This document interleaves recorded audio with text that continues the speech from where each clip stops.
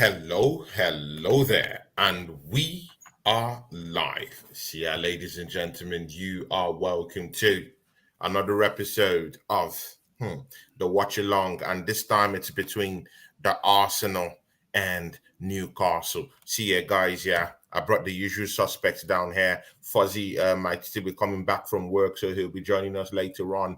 See ya, guys. Welcome. On my right, the first from Wolfang Chelsea Fan TV. See ya, guys. Yeah, Wolfie, welcome to the fray. How you doing, brother? Talk to these people, man. Yeah, man. Good, quiet Saturday. It's been a calm one, you know. Just doing little bits and pieces. Fulham put a big smile on my face, though. But to be honest, I was kind of like I was grinning when I heard they went 2-1 up. Still, and I was like, "How was yours?" Hold on. Let me reserve that one. Yeah. See, another person, another usual suspect down here. Yeah. And today, me and him, it's a nervy one. Don't get it twisted for me and this brother today. Yeah, because he's a seasoned Arsenal fan. See it, guys. Yeah. Welcome to the fray. No other person, one of my right hand man. Yeah. See, Abs Football Band channel. You know. Big up to you, man. He gets a po. He's an Arsenal fan. See, yeah, it's not like, I don't want to give Wolfie a po. But see, yeah, he's a Chelsea fan. He has a chance of winning a trophy on Sunday. See, yeah, I'll be eroding. Me and Bant will be eroding his channel tomorrow, yeah, to make sure that they don't win a trophy. But see, yeah, po to the Abs. Abs, talk to these people, man. Ross. Yeah, man, we're here, man. A few more minutes. Game kickoff. Big up to the chat as well. I see there's something big in the chat already, so I'm going to leave that to Tony to talk about. But big up, Mama Flossie, John Sinclair, the assembled. Mama Flossie is in the house. Mama Flossie is in the house. Big up Danny, man. Guys, you know why Danny gave us this 50 pounds? Yeah, I think it's because no. It's because it's a bribe, because he's thinking that Newcastle is gonna beat us today. So he just threw this cheeky, 50 euros in. But you know what? Yeah, shout out to Danny for giving us this.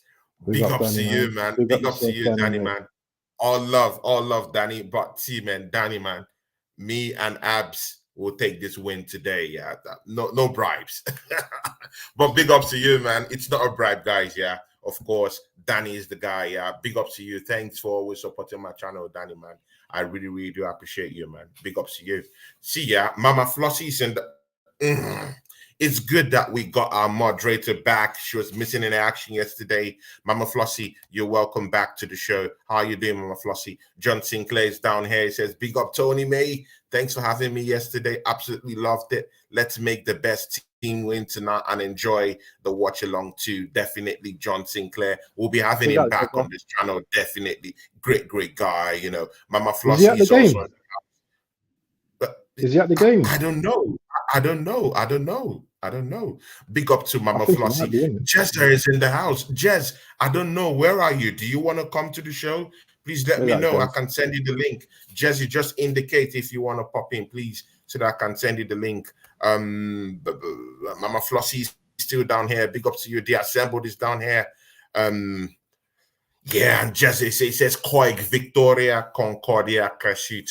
Big ups to you, Jezza. Please, if you want to come in, please just send me, a chat message down here. I'll send up the link to you, Jezza. What's wrong with you, man? It's Jez. Send him the link, man. I don't know if it's going to be anywhere. That's why.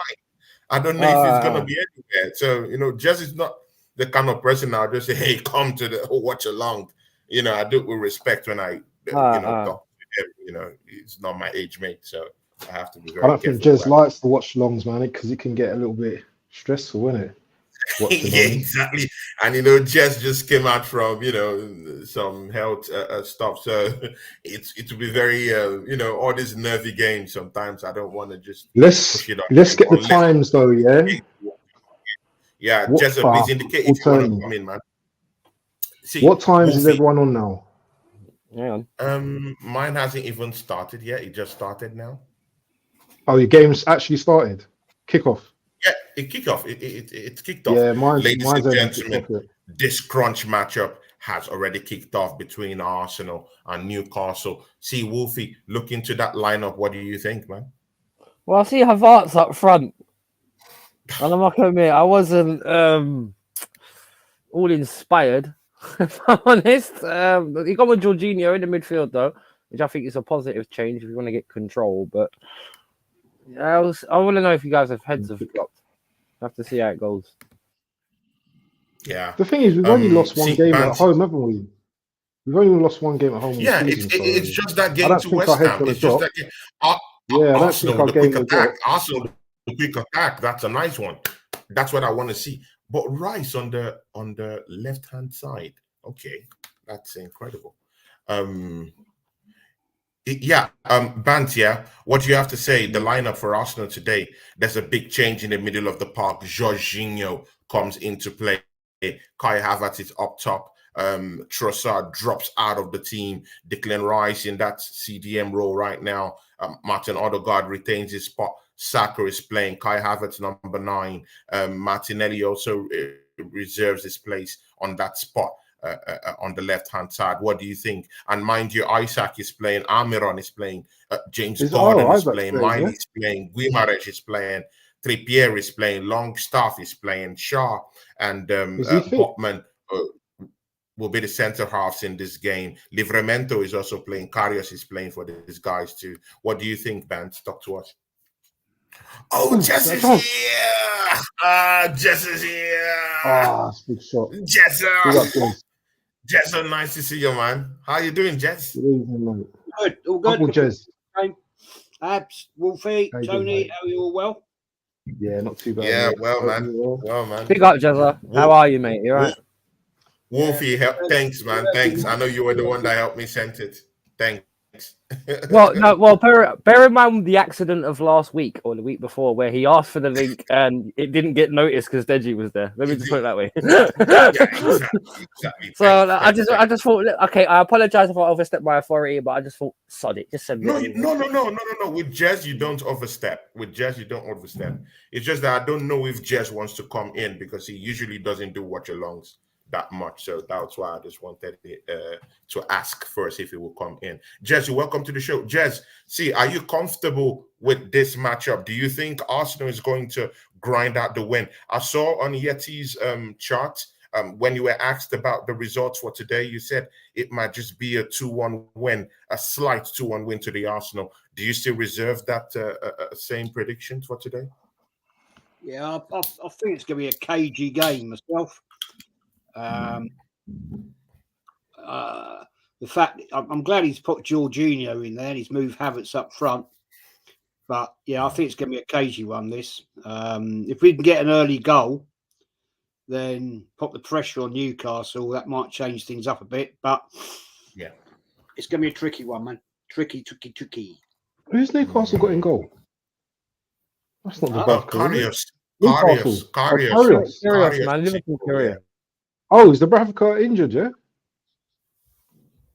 Yeah, he's injured. He's injured. Yeah. So they got two keepers injured. Their first and wow.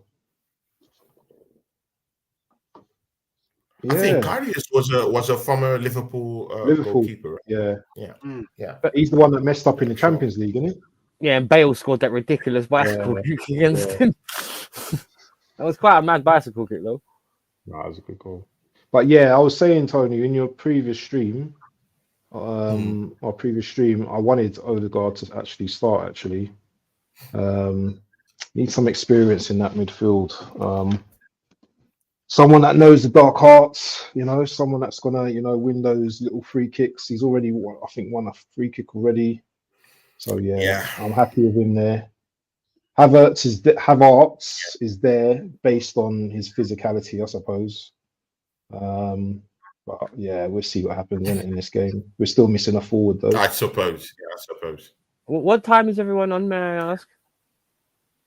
3:50. I'm in 4:45. Okay. Jez is watching on the real thing. Odegaard. No, I don't just want to talk. Odegaard. We really need Odegaard in this game. Where is he? Oh. Jezza, you were saying something. No, I was just saying to Abs, I'm not watching it on TNT, mate. I'm on Bing Oh. Sport. Oh, right, okay. Does Odegaard owe Arsenal a performance from the week? Say again, man. Does Odegaard owe the fans a performance after what he did during the week? Probably. I think it's everyone, not just him. Is that a question? I'm sorry. He needs to perform in this matchup. That shouldn't even be a question. He completely disappeared from that matchup against Porto. I'm not having it. If he doesn't impose himself into this game, serious questions need to be asked of our captain, because this guy is also our captain. We need him to have a big performance today. And also already. Martinelli. Yeah, great. He's already booked. Fantastic. Who's Bruno? Odegaard. Oh, Martinelli. No. Who got booked? Sorry. Odegaard. Oh, see? Oh my God. Oh my days. You're not putting some juju on him already, man. Tony, man. The juju's coming out on Odegaard already. What's with this thing and our midfielders getting yellow cards, at the start of games? In that game against Porto, same thing. What is this? And when he got that yellow card, he couldn't even make tackles in the middle of the park no more. It greatly affected his game. True. It's true, mate. Let's see what the yellow card. Oh, I'm well behind you. Odegaard got a yellow. Yeah. Big up to DJ Crane is in the house. DJ Crane is in the house. Po. How you doing, brother? Keeping it real, Chelsea. Keeping it real, Chelsea is also in the house. He says, big up, JP. Big up, guys. Hope you're doing well. Yeah, big ups. We'll be seeing you tomorrow in that Chelsea final with Liverpool on Wolfie's channel. DJ Crane is also down here. MUFC Global, Manchester United fan is also down here. Big ups to you, MUFC Global. MUFC Global, how did you see your loss today, man? Are you guys still going to the Champions League? Oh my day. Tony being as humble as ever. The mess going on, in that Manchester United front, yeah. It's horrible. Wait, that was in that Martinelli. I don't know why they're replaying it. It was in. What's that?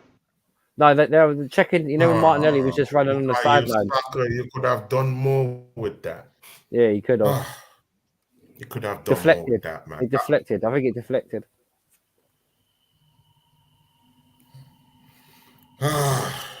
Days. Jez, did you by chance watch that Man City matchup? Man City with Bournemouth. Yeah, I did. Yeah. Jez, do you really think that Manchester City? Do you think they're really in it? Because the way Bournemouth came at them, I'm beginning to think that this Man City team, they're not coming correct. They're not looking complete. Like they're not looking up for it. What do you think? Well, the thing is, Man City just grind it out, didn't they? Yeah, exactly. When you win games.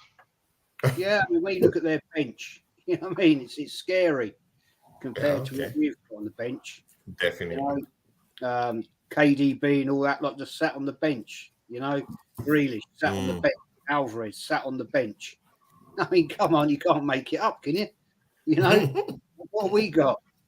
Reese and all that lot. Nothing. Where is it? We have nothing. That's the thing with Man City; they'll just grind it out and wear teams down, and then they throttle you to death slowly, and eventually they'll get all unlucky.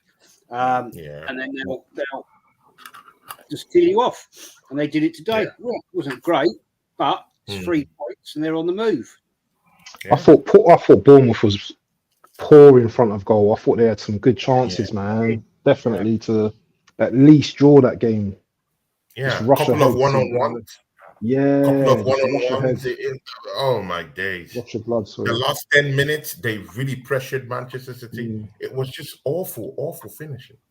Awful finishing. Often the story against Man City, I might add. Considering we should have that pile of. It's quite surprising because they have a prolific guy this season called Solanke. People have been saying he should come to us, and I'm like, hey, that's not the kind of striker we need. Because if Bournemouth, if Solanke was really a good striker, the way these Arsenal fans were talking about him when he first came to that limelight, that Arsenal should get him. Like he couldn't just do anything today. So that's not the kind of striker I want at Arsenal. Get us Ivan Toney. God, it's so slow, Arsenal. Come on. Very slow. Very Ooh, slow. did you not see that shot by Rice? I'm behind, aren't I? Keeper saved it, I think, straight You're behind. Yeah. Well, what time are you on, Abs? I'm well behind. I'm 9:50. Oh, wow. Yeah, you are. I'm in 11:07. Well, 11:18 now. Anyway, if we score, I'll know, so that's all right. Well, one of us. You know what? I'm gonna go into another stream actually. Let me check another stream. Okay. Let me go on to Sports HD.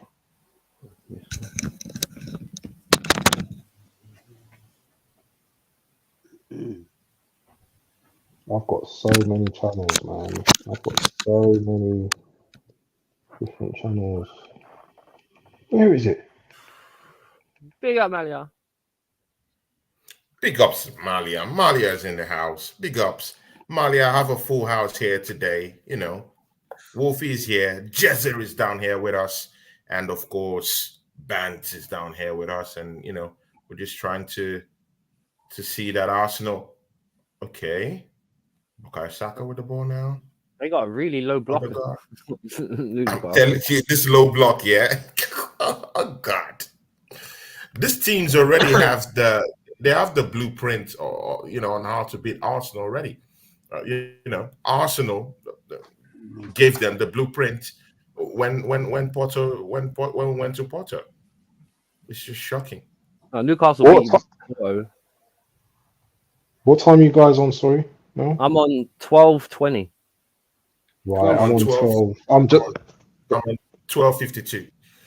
So I'm not too far behind Wolfie then. A few seconds behind Wolfie. Yeah. Shout out to Miss Wolfie. She says, evening, Malia. Miss Wolfie is in the house. Big ups to you, Miss Wolfie. How you doing? Hope you're doing fine, lady. Happy weekend. Say big up, babes.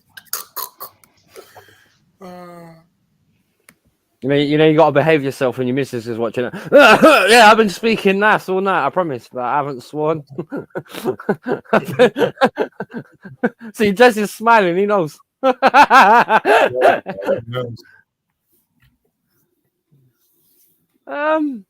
a bad start. First, maybe not a bad start, yeah. 10 minutes, but I think Jess is quick. Right, you need to move the ball a bit faster. You need to move it faster. No penetration. But one thing I don't want to see is this sideways, backwards passing. I just want to see progressive passes. Move forward. Kick it about. But this back sideways, I don't want to see it because we reverted back to that system against Porto when we couldn't have our way. Just like walking around, they're walking.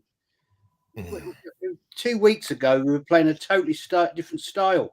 They're just walking, kicking it around the back, and doing absolutely nothing.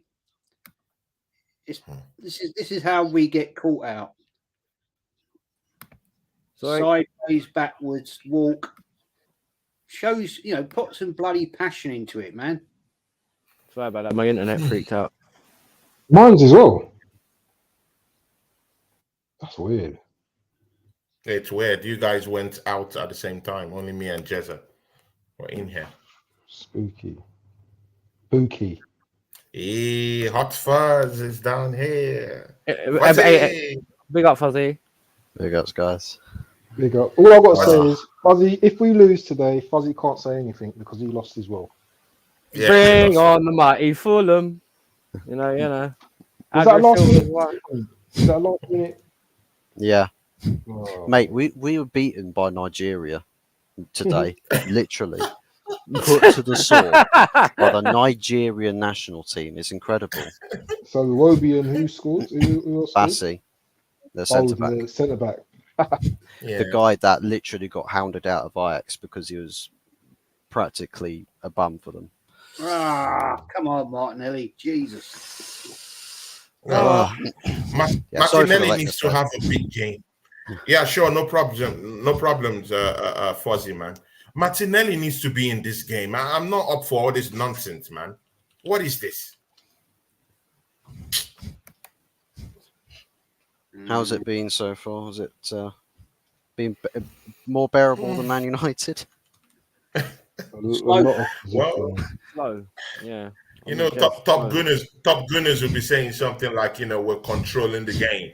So I just want to say, we're in possession of the ball for now. So I think that's the word to use. We're in possession of the ball.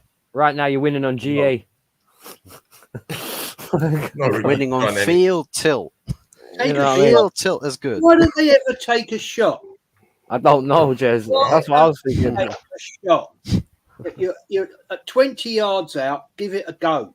Rather than trying to Give it a wolf go. it in the net. It's pathetic, man. Give it a go. Jesus Christ. Turn. Right, Kai Havertz, he could have shot there, maybe. What the? Yeah, it's a Tony Ibarra. Oh, DJ Creed. I want to see Rice maybe take a shot or two as well. Because they're sitting so deep, they'll leave space for him. Exactly. Like, he took a shot in that West Ham game. I've not seen him take any shots since that game again. It's just, Oh, Nice goal. was that over the line? Nice goal. Oh, no, it's offside. Shit. oh, did we score? Yes, you broke my heart now, man. In from the corner. No, it is. Gabriel. How did you Across the do that? line. Gabriel. It's across the line. Well, offside from a corner. Wait, from a corner. No, it's across the line. It's a goal, man. It's a goal. I'm about to say. You can't. Is it a goal? Wait. Yeah, it can't be Goal offside or from a goal? corner. It's a goal. Gabriel's got more goals than Jesus, mate. Gabriel's got more goals than It's a Jesus. Hold goal. He's got 5 goals now, hasn't he? Yeah, no, it's a known. I think it's a known goal. I think it's a known goal.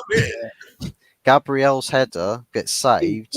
It bounces off the Newcastle defender's knee whilst he's trying to clear it. Bounces in over the goal line into Karius, who's across the line himself.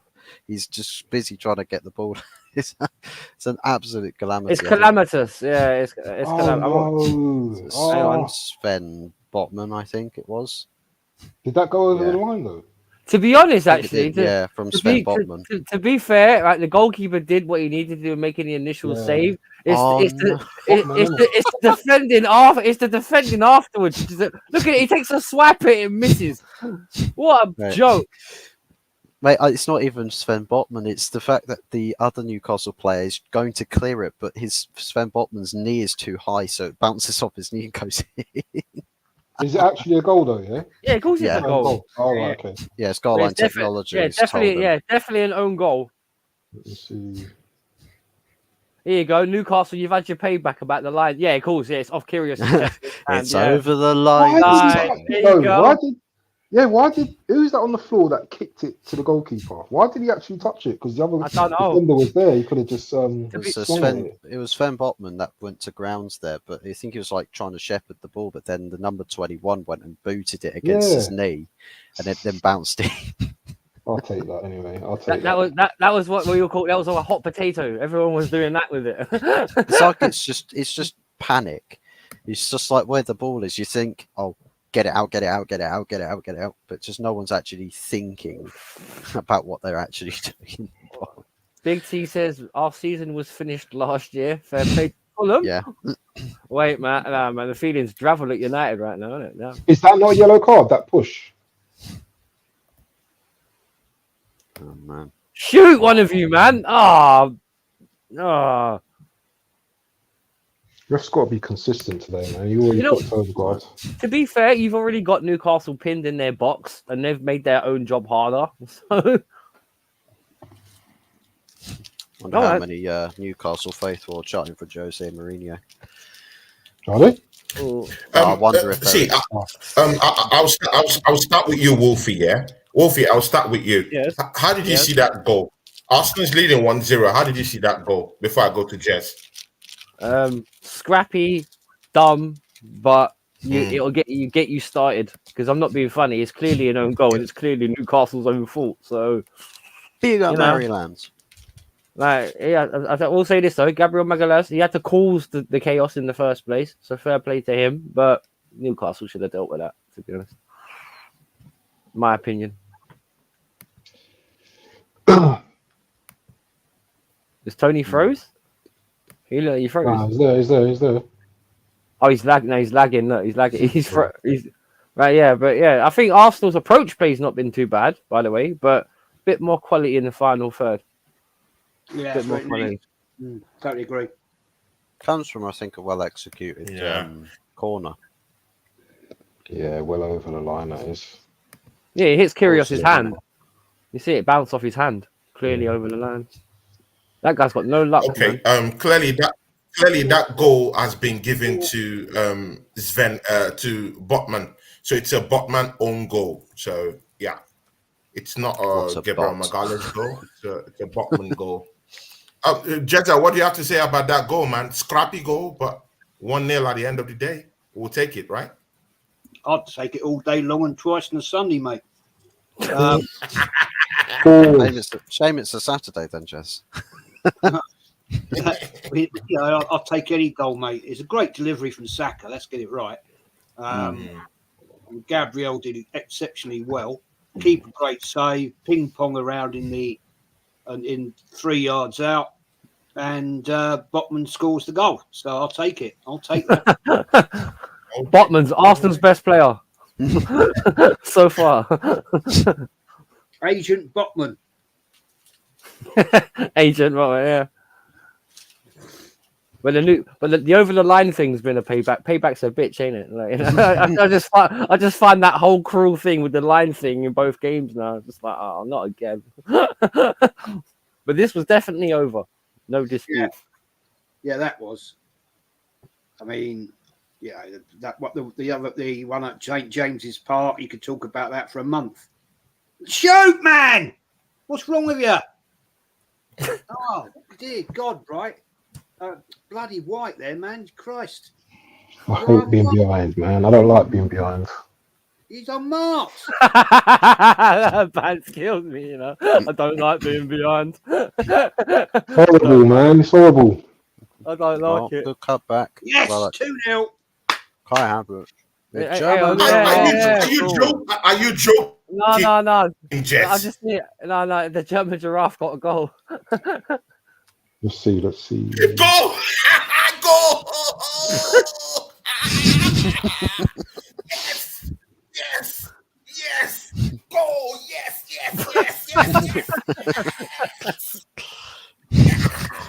I'm still waiting for this goal, man. Assemble says that will go down as a Botman own goal. Oh, seen it. Yeah, seen it. He's the tapping master this season, isn't he? Yeah. Who was that went to the byline? Was that Martinelli? Yeah. Yeah, it's Martinelli. From the left, goes over to the right, uses his right foot, plays it back into the danger area. Yeah, well played. How many goals has Havertz now on in the Premier League? 4? About 3? 5 or 6. What a goal! What a goal! If he scores 10, that'd be a good season for him. Yeah. That was a Martinelli assist, guys. That was a Martinelli assist. Wow. That's rare. Wow. It was an inverted run. What the thing is, Bant, what do you have to say? Kai Havertz scores a goal for the Arsenal. What do you think, man? Nice, good finish. It's another goal, 2-0. Looking, I wasn't expecting this. I'm not expecting this game to be like performance-wise brilliant, but as long as we're putting that ball in the net, then I'm happy with that. It was a good finish, good run by Havertz. I'm just looking at it again. Oh no, that's Martinelli, isn't it? Oh, the Martinelli move, the Martinelli movement was brilliant on that goal. Yeah. very good cross-field run, ball in, and Havertz couldn't miss that, to be honest. Good finish. Good finish, and that's good for your confidence, you know.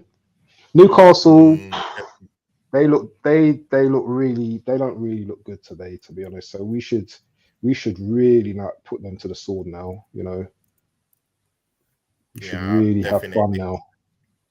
Definitely. Jezza, please take us through that goal and what you felt about that goal. Jez, in 25 minutes, Arsenal lead Newcastle, a game that supposedly, supposed to be a cagey one and a scrappy one today, but the Arsenal leading in the first half, in the first 25 minutes, 2-0. What do you think? Kai Havertz on the goal. Well, look, let's get it right. I've always said there's a player in Havertz. Yeah. No, I'm joking.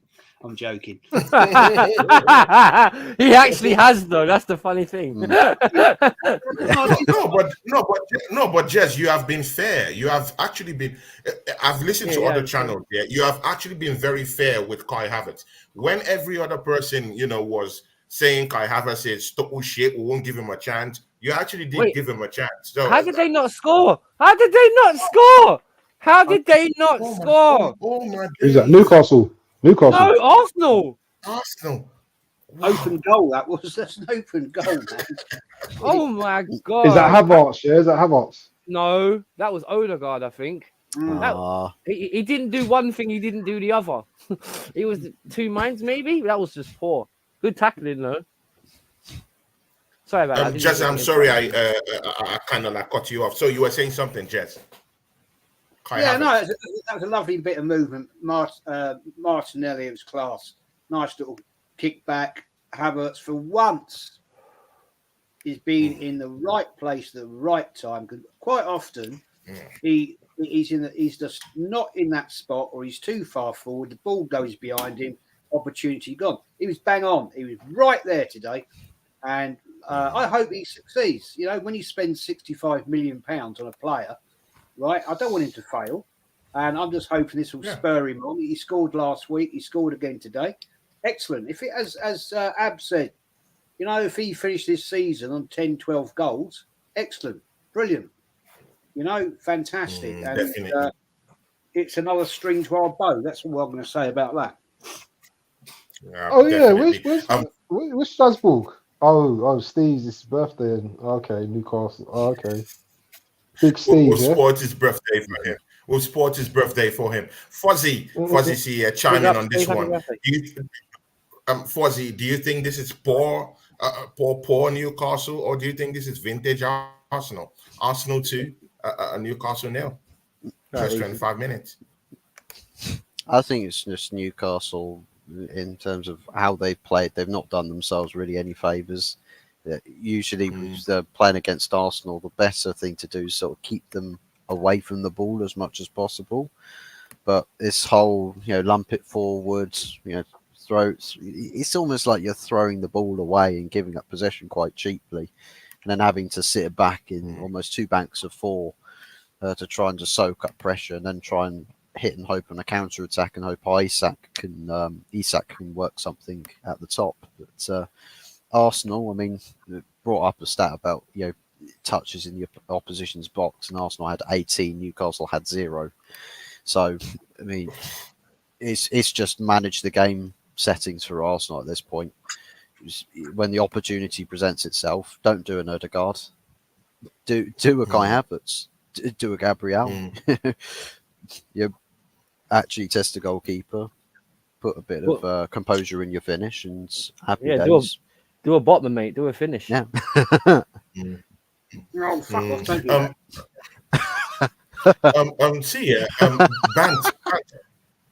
Bant, I'll just chime you into something, yeah.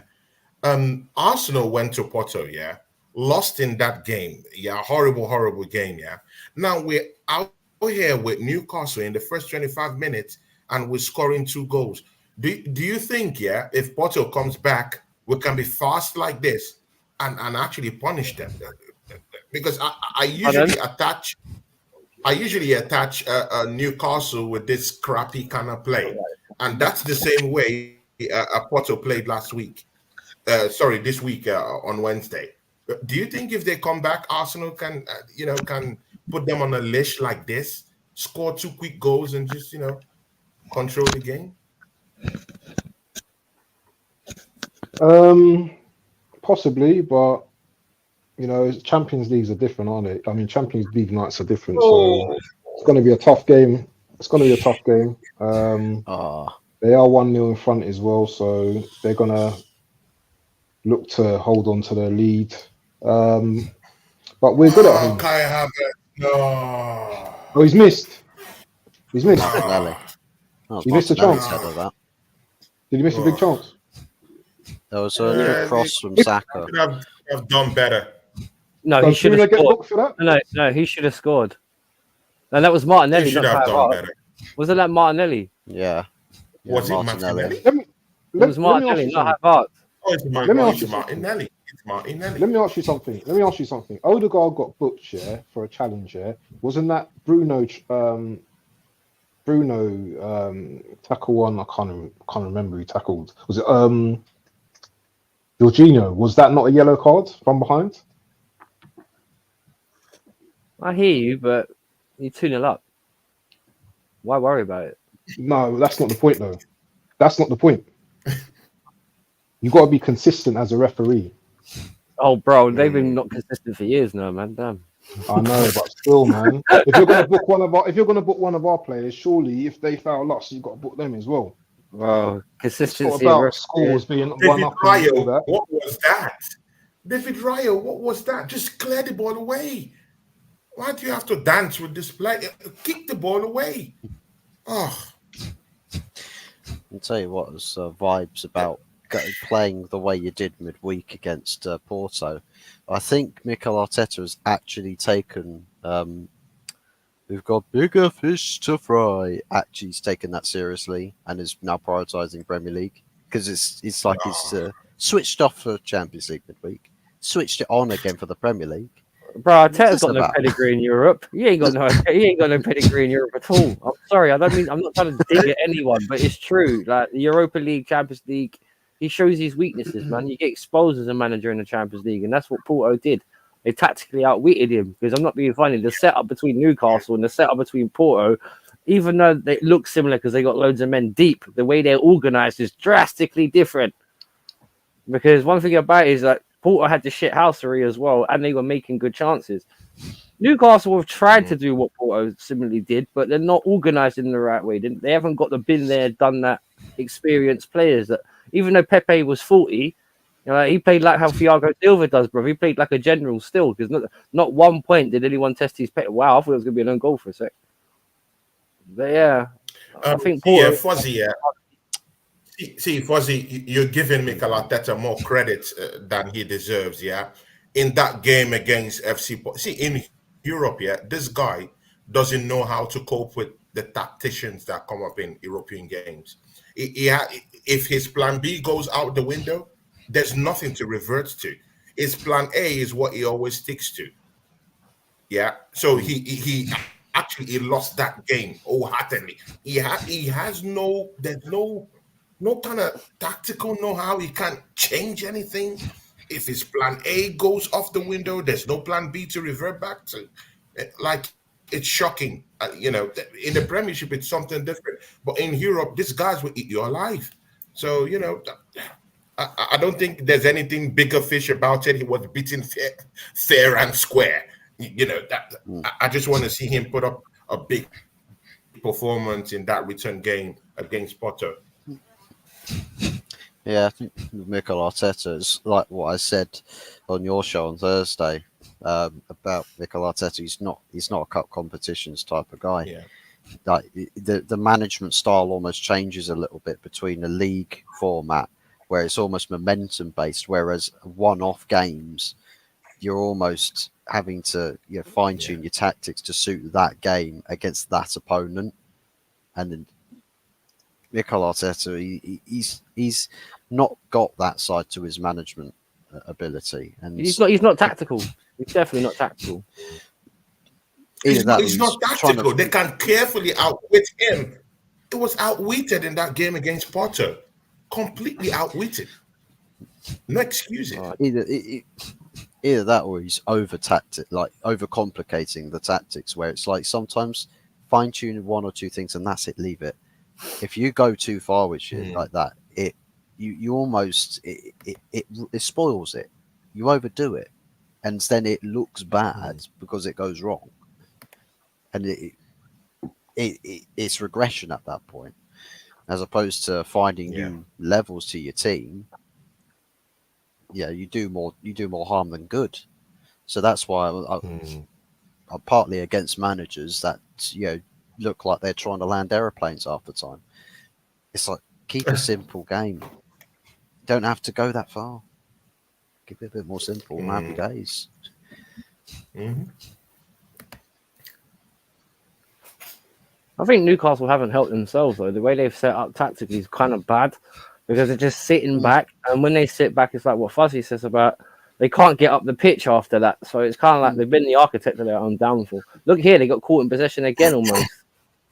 Exactly. They can't do what they're being asked of them. And again, Gordon hasn't really. They've not actually created spaces for Gordon to exploit in this game. See, when you have fast flying winger like Gordon, you should try to actually key him into the game. He hasn't been in this game. Arsenal wave after wave after wave of chances. Kai Havertz, a shot. Martinelli again. Kai Havertz. No. What is going on? I think Newcastle are missing Joe Linton as well. I'm missing Tonali. Yeah. Andy, you're not laughing now. Andy, you're not laughing now. You were here laughing at us against Porto. You're not laughing now, Andy. Right? You're not laughing now. Is that? Which Andy is that? Chat, no, Andy Bell. I swear he just said fair play to you, unlucky. I swear he didn't wind you up. He was laughing at us against Porto. Now he's not laughing now. Oh, was he? Yeah. Oh, the Newcastle fan, yeah? Shout out to Andy Bell, man. Big up. Oh, yeah, there he is. The Newcastle fan. Andy. Newcastle like, Oh my God. Not all that. Yeah, not all that.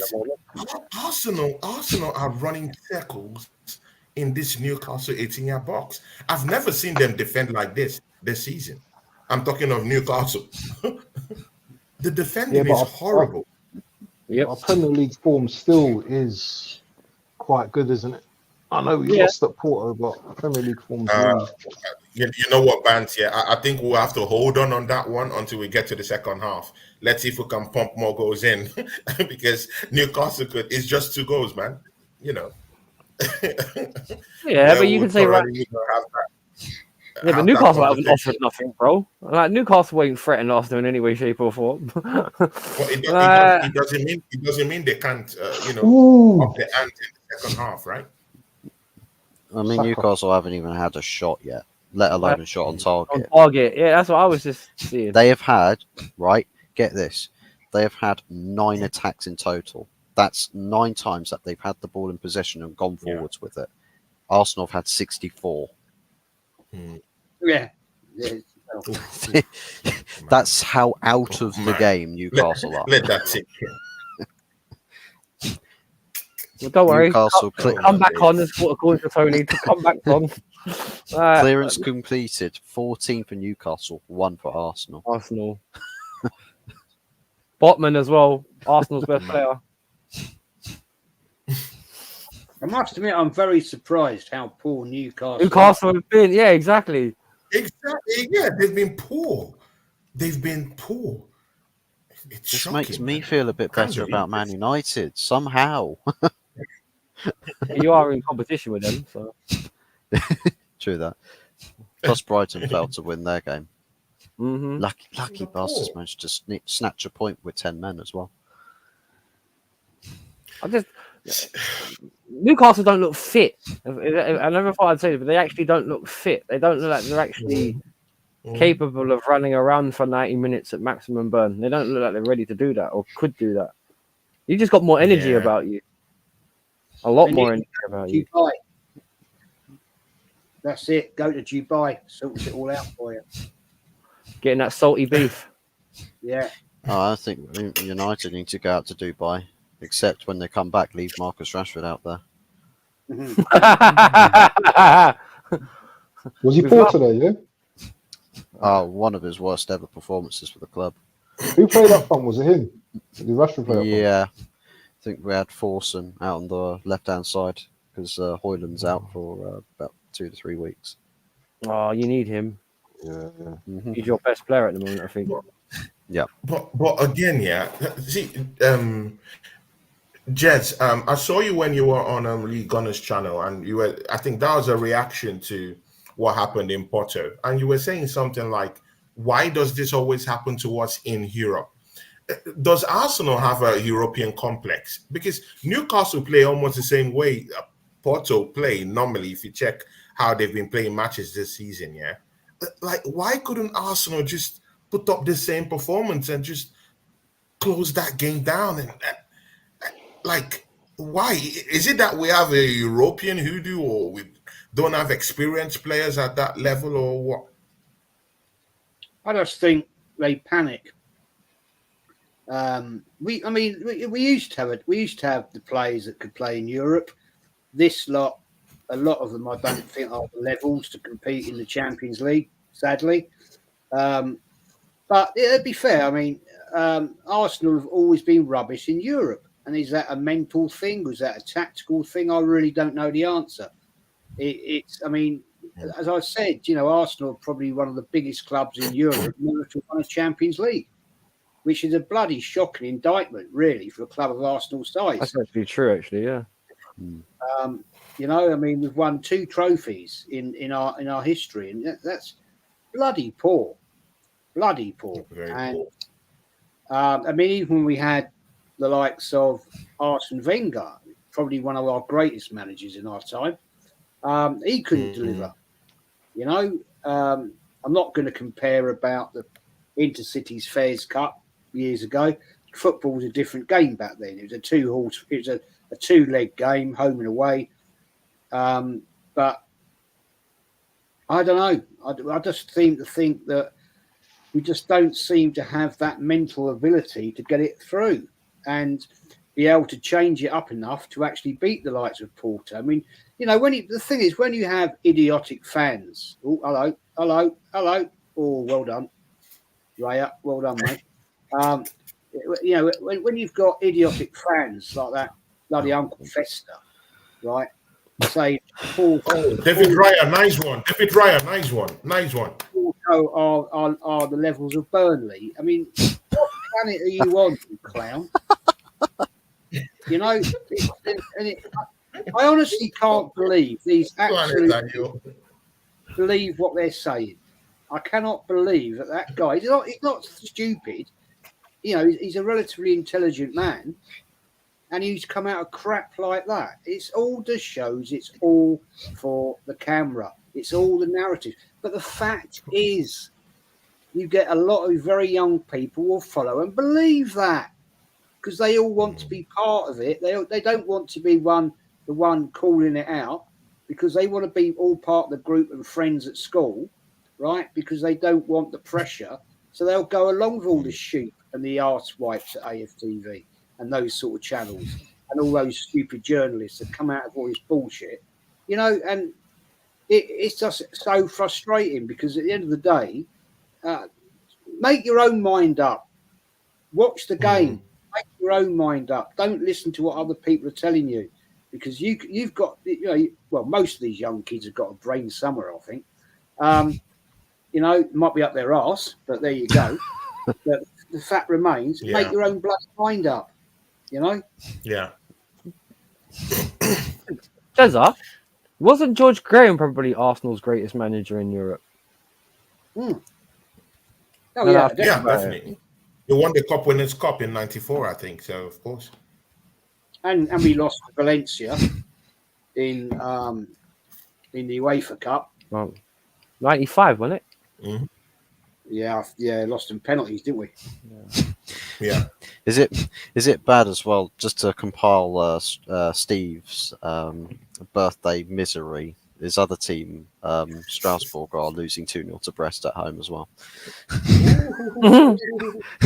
both his teams are losing 2-0 on the same day on his birthday. Oh no! When it rains, it pours. When it rains, it pours. When it rains, it pours. See, Banty, I'm keen to this. Here today says something here. Yeah. He says, Tony, the tactics today are totally different. Jorginho equal to functional midfield. Martinelli not isolated, closer to goal. Left back and Declan Rice making runs. Do you clearly agree with this? Because, of course, in that game against FC Porto, our wide players, our wingers, and our striker, were isolated from our midfield in a way. They choked up the midfield, put two defensive midfielders in the middle of the park, choked it. Concentral was making deep runs. He actually, nutmegged Kivior left, right, and center, choked everywhere. There was no space. Martinelli, just it wasn't really working for him. Clearly isolated. Do you agree with this write-up from here today, Bant?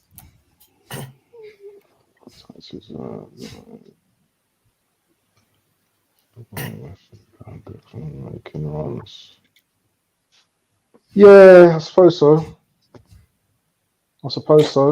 But I keep getting this comparison of Newcastle and Porto together. They're not the same teams, Porto are harder. Porto are a harder team to play, and it's Europe as well. Yeah. Europe's a completely different mentality, different atmosphere. Champions League, man, it's not the same as Premier League. So Totally agree. It's hard to explain because it's like we're winning 2-0 today, and like we're trying to compare our form today with Porto, but I think it's hard to do that. Personally, I think it's hard. I think in Champions League you need to change it up a little bit. You can't do this. I want to control, football all the time. We should have been more direct against Porto, and we should have took more risks. I just felt that. I just felt the whole team against Porto just weren't up for it. Today we look more up for it, but it's the Premier League. I think Newcastle give us a lot more space. Porto was just like on us, they were just on us. Every time we had the ball, they was like pressing. So it's completely different type of game, in my opinion. Definitely. Newcastle fans they're still making noise in the stadium. I just hope we can, pump them a couple of goals in the second half and just send them on their way, before the end of the game. So hopefully. Bit of a weird flex to travel all the way from Newcastle to London to watch a training session, don't you think? Yeah. That Johnny back to Tyneside, will be. Hopefully, we got half time. They're still cheering their fans, though. They're still cheering their fans. Half time. See ya, ladies and gentlemen. Arsenal 2. I can't believe I'm saying this, Arsenal 2, Newcastle 0 in the first half, in the first 25 minutes. Jezza, man, see, I know you're buzzing down there, because definitely, see, we are Arsenal fans, and definitely when we saw that performance against Porto, coming back here, we needed a big response in this matchup. Have Arsenal responded to you personally in this game? Arsenal 2, Newcastle 0 in the first half. Yeah, well, absolutely. Of course they have. We're 2-0 up at half time against basically a very poor Newcastle side. And I feel sorry for their fans that have travelled all that way. And a lot of those people won't be getting home till about 2-3 in the morning. And after that, to be fair. So big respect to the Newcastle Massive for coming down on the Saturday night to watch this, because if that was me, I'd be very upset about it. But yeah, Arsenal have responded. And I'm happy about that. And just assembled. You are right, mate. It was the Cup Winners' Cup, mate. Valencia, when we lost. Yeah, it was the Cup. It was the Cup Winners' Cup. But yeah, Arsenal have potting the display, and big up to him. Well done, and keep it going. Don't throw it away now. We need it. You know, Man City got away with a sneaky win today, and we got it. You know, we got to keep it up. Keep the pressure up. Keep the pressure up from Jezza. See, Wolfie, talk to us, man. Arsenal 2, Newcastle 0. I was really expecting a big Newcastle Armada to come pushing and stifling Arsenal's attack, choking the midfield. But they've done none of that. They've offered nothing up front. They've offered nothing in the middle of the park. They look shaky in the defense. They're clueless in the defense. Gordon isn't brought into the game. Isaac looks completely isolated from the game. In the middle of the park, Bruno Guimaraes has been bullied all over by Declan Rice. What's going on? Arsenal 2, Newcastle 0, first half. Take it away.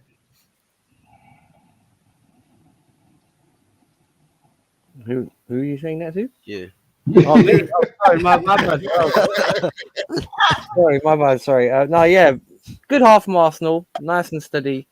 Obviously, they helped you a little bit with the own goal, but it's been all like you lot since. Maybe you should be more than 3-0 up. It's beginning to remind me a bit of the West Ham game. I'm not going to say you're going to score another 5 or 6 goals again, but they're starting to capitulate more and more. And as they get forward, you should expose them at the back more.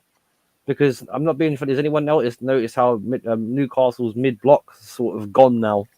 And they're trying to go at Arsenal a bit more. So I want to see Arsenal finish the job. Finish the job well as well. You might as well, because like Jez said, obviously, if you want to put pressure on City, your home games are must-wins. Always. So, yeah, always. Keep it up. Yeah, definitely. Keep it up. Message from Wolfie. See ya, Fuzzy. Come into the frame, man.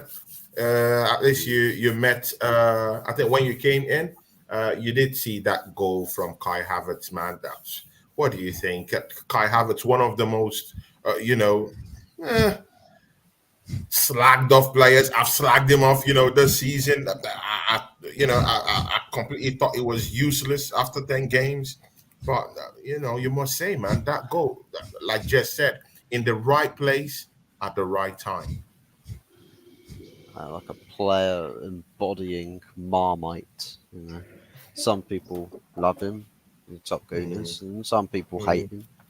And some people between groups that didn't want him, others that are like, no, all of a sudden now that we're linked to him, all of a sudden I really want him. But besides the point, I think the first goal really, really well taken. I think it's made. It comes from chaos, I think, but you have to make your own luck sometimes, and I think the corner delivery from Saka was on the money, right? Gabriel attacking a header, beating everybody else up in the air, and it's a driven header as well. Karius does well to save it, and then it's just all bets are off when you've got 2 Newcastle players trying to go for it on the goal line, and they're not the most ideally placed in that situation. So a bit of luck, but sometimes you have to make your own luck in that instance. The second goal, just really well worked from Martinelli to come more central, to make the run across the face or across the back of the defence, but also to the spotting, the player who played the pass into Martinelli, to put that ball over the top into that space. And Martinelli cuts across, goes to the byline and uses his strong foot, the foot that he usually uses to shoot with, plays that into the danger area, doesn't rifle it, just places it, perfectly weighted. Kai Havertz, as Jez says, right place, right time. The goal's made easy for him, but you have to be in the right place at the right time to actually put the ball in the back of the net. So the second goal is just a really, really well worked team goal from Arsenal. Outside of that, Newcastle have been their own biggest enemies. They've not helped themselves. They approach the game, it's giving the game to Arsenal. And Arsenal, all they have to do is just manage it. Manage the game. See each minute passed and just do what you do. They're trying to route one it to Isaac and Co, but no one's getting on the end of it. There's no established target man in that team. They're not utilising a target man to help move that midfield up the pitch. because usually Newcastle will aim to play a higher line, but they're not able to play any line at the moment because the ball's just never with them. So, second half there's all sorts of conversations that are going to have to be had. Thankfully, in Newcastle's case, it's not been a complete and utter total dismantling in the scoreline, because otherwise you'd be seeing this scene happening behind me happening again. People leaving before half time, and Erdegaard snapping pictures, the snapping pictures of the fans walking away. Snapping pictures. See, Bant, I'll bring you into the fray. Shout out to the assembled. Shout out to Amy Baba. Shout out to Anthony Herbert. Shout out to Danny.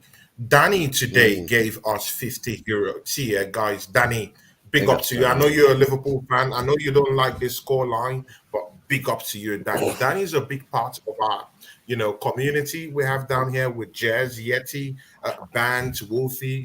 It's part of our community. Big ups to you, and thanks for giving us this today. God bless you, my brother, man. Bant, I'll bring you into the fray.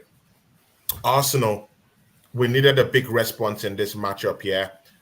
Look at Newcastle. We're thinking that they were going to give us a big fight. Do you attach this to a poor Newcastle side, or do you just think, hey, Arsenal is at home, we're just the better side in this? Or would you just say this was a poor Newcastle team? Also, something juicy for you to chime into. Kai Havertz have scored 6 goals in the league this season. So I think his best is tally for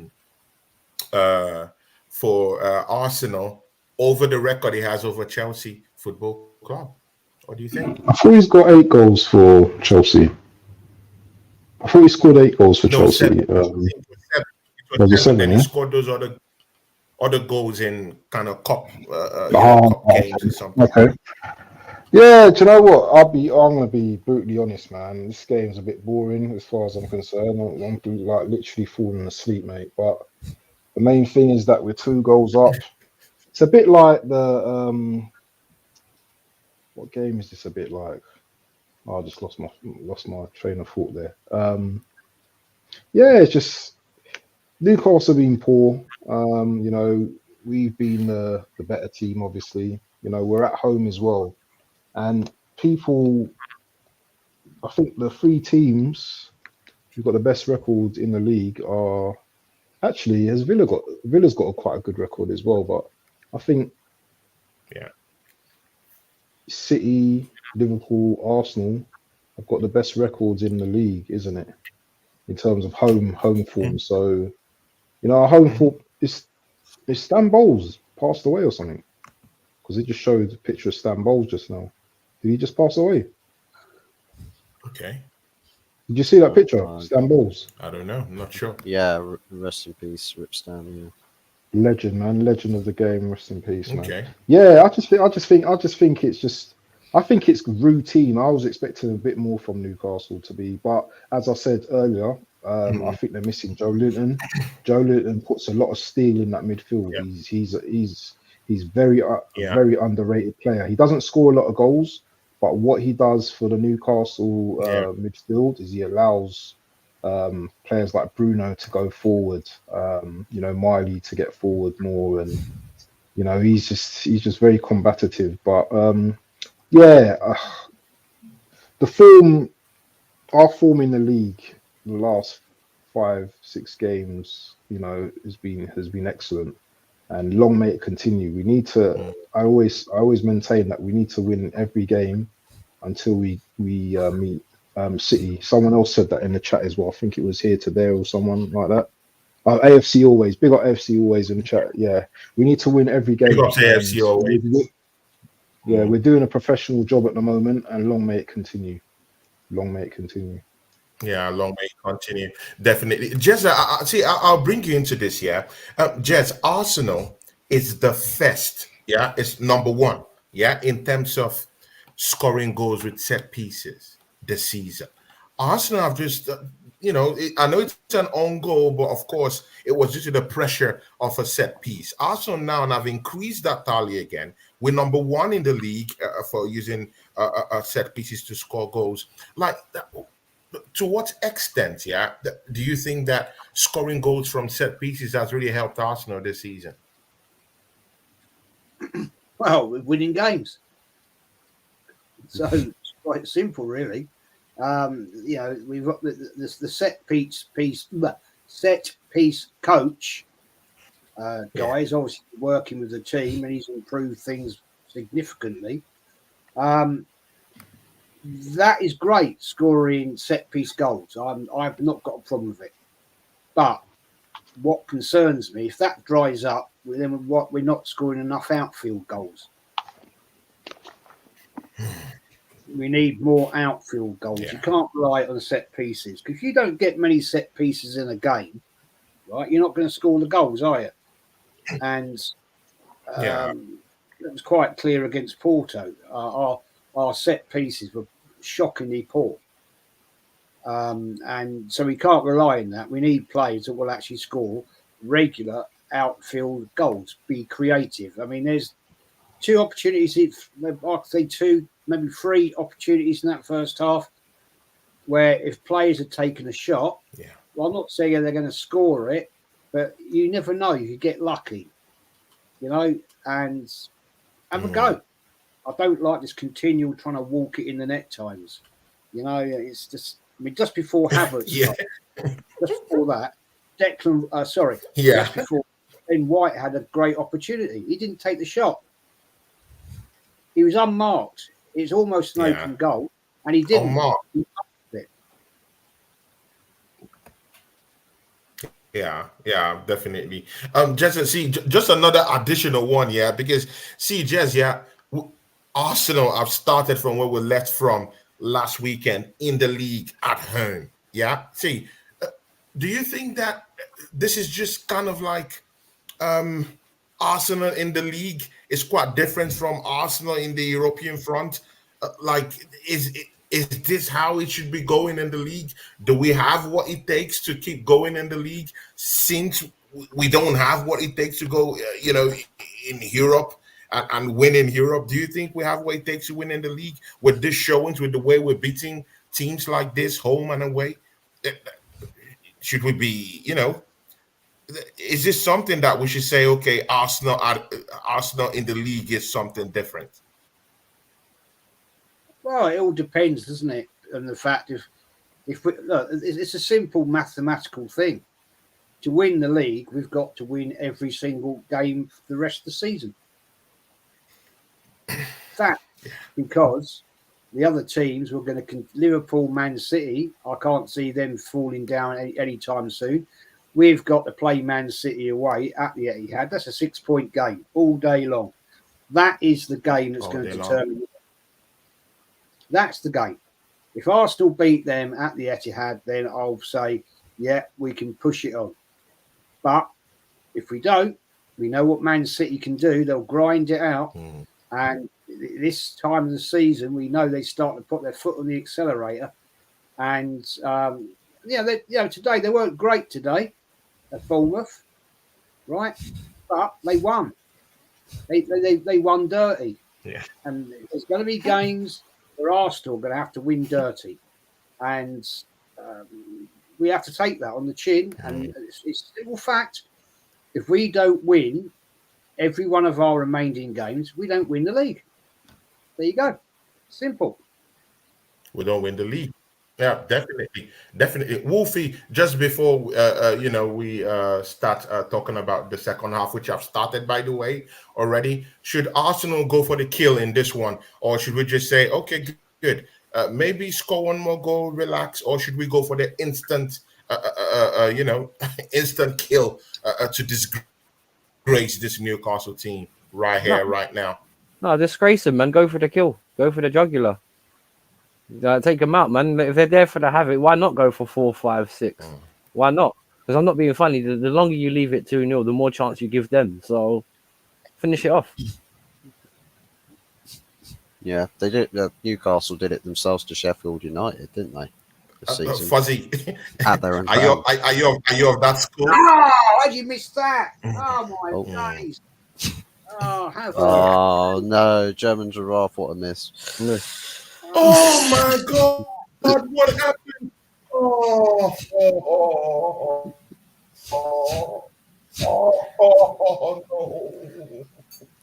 Might need you to repeat the question there, Tony. Oh no, that was a chance. I healed it. Jesus. Sorry, what was your question again there, Tony? Before Kai Havertz missed a sitter. Oh, right. I told Bance about this. Oh, He's off. Oh no, is he offside? No, I think he's on. What's going on, man? What's going on? Hold on, it's not Havertz. offside.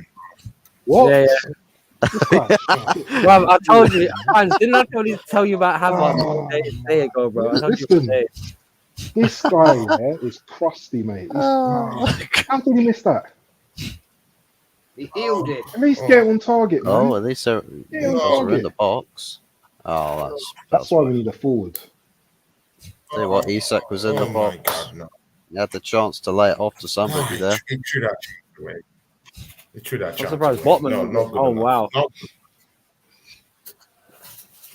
And you see what? Yeah, this is why I leave my praises a little bit controlled this season. Yeah, just just at the break we were praising Kai Havertz, and then he comes out here in the second half and produces this stinker. So this is why I'm a little bit more. You was praising Carl. You was praising Havertz. Yeah, I praised Havertz. You didn't praise him. Jez gave him praises. Fuzzy gave him praise. So it's not, and it's not bad if we give him praise after scoring a goal, right? He could have beat the keeper there quite easily. If he'd had more mental aptitude on that, he could have easily chipped little dinky chip. The keeper was down. Run into the box. Oh.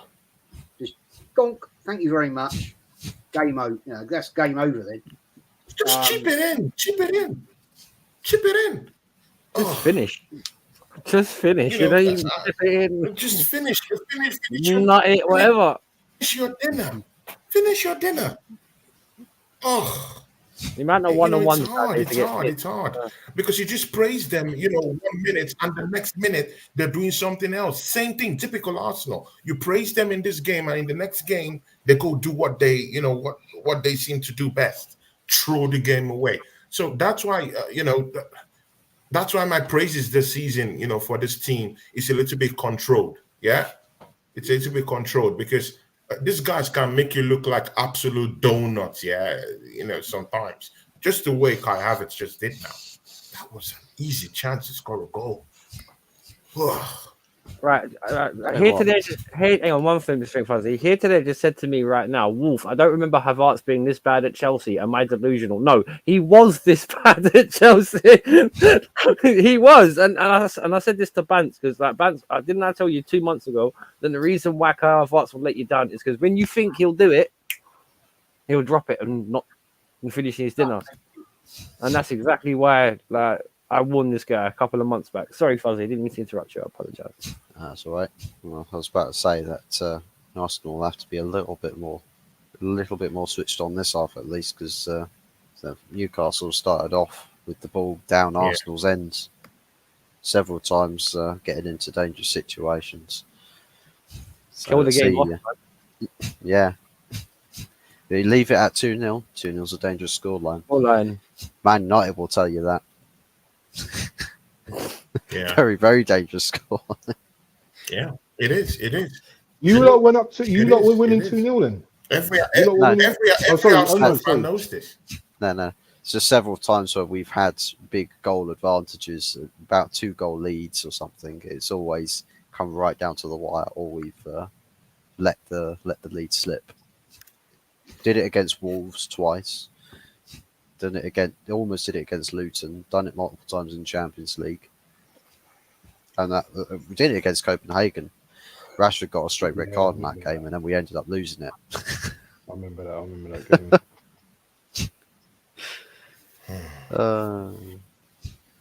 That's the thing as well. The lack of strikers that we have as well. Yeah, Jesus, man, that guy, man, frustrates the hell out of me, man. And even if he was playing, would he be scoring goals? Trossard is not a natural striker. No. For a team of, Arsenal's whatever. No wonder why we're not winning bloody Champions Leagues and stuff like that. You know what I mean? You can't even hold down, a decent striker these days. I know even when I had Henry, we struggled, but it's going to be even more of a struggle now, isn't it? Yeah, agree. You saw Drogba yesterday in that game. Oh man, Drogba was cooking yesterday, man. Well, the Legends game. What a goal! Hey, he scored some nice goals yesterday, man. Outpacing these youngsters. It was nice. Okay. What's going on? He got a chance. To be fair though, he was on the same pitch as I Show Speed, so Yeah. so it's not that difficult to outside I know. a load of people. Man even went up, like literally that kid was literally making out with Roberto Carlos's shins before he runs on the pitch and asks Didier Drogba if Paul Pogba's his brother. Like, I don't think it's going to be that difficult to beat somebody who's like that on a football pitch if you're Didier Drogba. Bant, are you sure you're not the one that made this Odegaard camera stuff? Doing this, man. Arsenal fans can be so petty, yeah. Arsenal fans can be so petty. Yeah? That background on Fuzzy's stuff. Are you sure you're wearing the one that made it? You know, Arsenal fans were so petty. Oh no! I didn't do that. No, I saw it on Twitter. It's just like I saw it on Twitter. I should use that as my background. Actually, that's not a bad shout. Actually, that's a good one. That's a good one. We are so. It's just Dan Ashworth's reaction to Newcastle at the moment. But then he just remembered that he's on gardening leave. Well, it's actually a joke. Actually, it's an actual, Odegaard taking a picture of the West Ham fans leaving at half time. It's actually a joke on those guys. It's not actually on us. Yeah. All fairness. I remember the last time, I think, a couple of weeks ago when you guys were like 3-0 up at home and the fans were leaving early, and I was like, what? Then you went 5-0, and it was just like, what? That was baffling. That was so weird. They did it against United as well. Shout out to Miss Wolfie. Shout out to Miss Wolfie. She just subscribed to Rosie. Big ups to you, Rosie. Thanks for sharing the channels of the panelists. Thanks for sharing Jez's channel. Thanks for sharing Band's channel and Fuzzy's and Wolfie's. Big ups to you, Rosie. Shout out to Mama Flossie, who was here earlier too. So big ups to you, Mama Flossie. Thanks for all you do for the channel.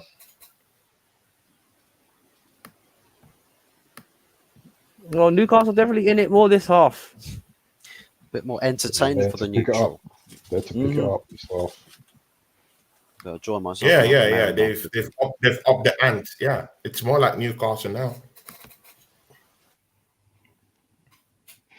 Arteta gives me, and I'm not saying exactly the same. He gives me Simeone vibes at times, man. The way he's Simeone. Yeah, I don't know, like the way he sets up his teams and stuff at times, man. I don't know, just baby Simeone vibes. And I'm not saying that really like happily, yeah. Mate, it's like what Tony from Odor's Football TV said. It gives me Captain Black vibes from Captain Scarlet. Yeah, just Who does? Like who? Eddie Arteta. Looks like Captain Black. Captain Black, Captain I never wanted a comparison. Captain Black, you know. It actually looks like him. He's got the eyebrows, he's got the hair, he's got everything. He's got everything apart from the tactical know-how. Because Captain Black he's got tactics. For me, it's nothing like Simeone, if you ask me. Nothing, even a baby Simeone. Simeone is far, far, far ahead of Mikel Arteta. I can't even put them in the same breath. He has Mikel Arteta. He got to win a major trophy. He got to win a major trophy. If he doesn't have a major trophy, man, I don't see why the comparison with Mikel Arteta and big time coaches. You see, it's very funny hearing this fan base, yeah, because I've been hearing on Twitter Arsenal fans saying, you know, Mikel Arteta, if Klopp leaves and Pep Guardiola leaves the league, is the only world class manager remaining in the league. I find that disgusting, man, because I feel he hasn't won any big time trophy for us to, say he's a world class manager. I don't think so. He has to win the big. He has to win the big trophies to get to that position. Jezza, what do you think? Are you with this Arsenal fan saying that Mikel Arteta, after Klopp leaves, he would be the last remaining world class manager in the league? Is that it? Is that how we're playing now? When Klopp leaves. Yeah, if Klopp leaves and Pep leaves. Well, he can't be world class. He hasn't won nothing. Big up Jezza for that, mate. Well, he hasn't won anything in Europe. He hasn't won a league championship yet. So how's he world class? No, not for me. Not for me. But some Arsenal fans actually think he's a world class manager. So I don't know, man. They keep saying it on Twitter. I don't know. They just say he's a world. It's only a get along gang. You know, they all want to be the get along gang. Oh, well, we all want to be happy together and, talk bullshit and everything. Yeah, well, they look, what you got to remember, mate, a lot of these people that talk this nonsense in Twitter and God knows, they've never seen Arsenal win a championship, right? They're all kids. Yeah, they're kids that follow the plastic narrative. They'll go along with it because it makes them all happy and it's all nice and it's all unicorns and fairy dust. Fairy dust. They haven't been there. So no, he ain't world class. Not yet. Will he ever be? I doubt it. He could be world class if he actually goes to maybe a Barcelona or somewhere. Yeah. Then maybe. How long would he last? How long would he last? Well, he'd probably win the League One season, bottle it, and grab himself the next season and get sacked halfway through.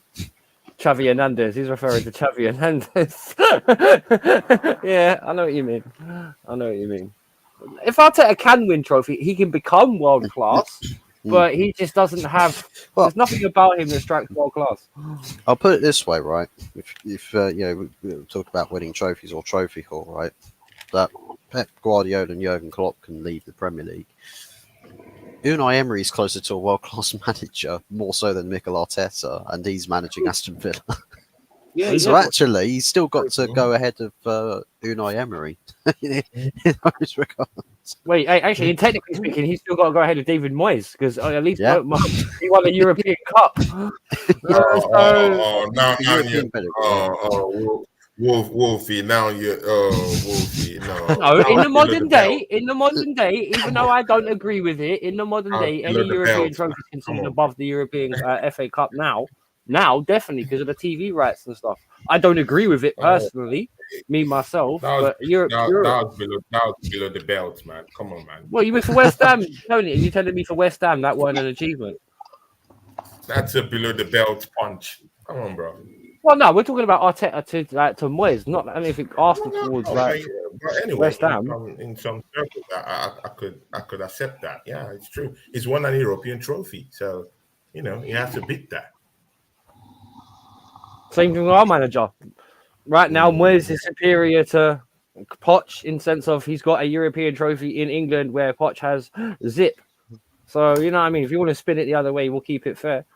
No problem. It's simple. Win the league. This thing is simple. Win the league and then we can call you a world-class manager. Win the league. It's simple. Win the league. But does he have to get far in Europe as well to be world-class? Do you have to do both?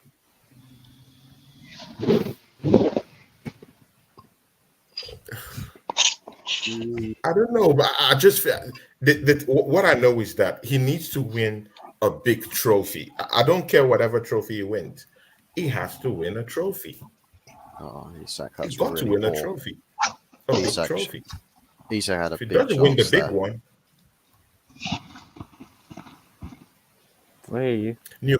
Newcastle have been poor in the Arsenal 18-yard box. They've been poor, extremely They're more in poor. it though. They're more in it than what they were though. A lot more. They've been poor, man. Yeah, This is a poor Newcastle team. thinking that myself. Arsenal switched off a little bit here, which is always a danger. Mm-hmm. Yeah. 2-0 We've is a not pressed- dangerous score. Well, See that's one why- goal, momentum's in the other camp. That's what I said. Kill the game off, man. Mm. As good as they were in the first half, Arsenal have been poor the second. Yeah, they are sitting back. They're lacking the intensity again. This is what happens with Arsenal. And the thing is, I wouldn't mind it if there was some control, but there's no control over the game now. It's getting a bit end to end. Newcastle make a couple of changes. This is what annoys me. Oh, This is Trossard what coming on. really annoys me. He's taking Martinelli off, who's had a decent game, to bring Yeah. Trossard on, right? It's the same old substitutions, right? Change it about. Take Havertz off and put Trossard in the middle. Christ, if I can see it, dear God Almighty, man, it works. Trossard, he's played 2 great games in that middle, right? Havertz, he scored a nice goal, fantastic, and he missed the sitter. So take him off and put Trossard in there. But Jezza, how sure are we that Martinelli can be able to play 90 minutes? Because I'm beginning to think, like, why is he always hacking this guy off? Does he really think that Martinelli can play a whole 90 minutes, at the stretch? Or is he looking on kind of like managing his fitness levels because of some of the injuries that he has been getting over the years? Do you just think maybe that's why he's not leaving him up for the whole 90 minutes? No, he can play 90 minutes. God, look at the age of the boy. Right? He can play 90 minutes. At the end of the day, he's taking him off and we're on 64 minutes. Right? And you've taken him off for the same old. Oh, that's taking him off for Trossard. woeful pass. It's madness, man. Great goal. Saka. Great There goal. you go. Oh, Game is over. that a goal? Oh my days. Let me Game see. over. It's coming. It's coming. What a dribble. It's a goal. Yeah. Yeah. Newcastle brought that around. Nice goal. It was. 4-1. What minute did he score? What minute did he score on? Because I'm on 63, 40 Right. something minutes. Yeah. You got about 30 seconds. Does anyone else feel the Newcastle player should have done better? Because that was across the ground. That's the only thing. I want to see that shot again. It was a We good swi- shot because he it's- placed it. He switched his feet, right, and he's not actually got his head up to see where the Arsenal player is at all. I just think that's such like it's lazy. It's lazy possession play from Newcastle. And even more lazy defending. Look. Through the post. Oh, man. I saw that, yeah.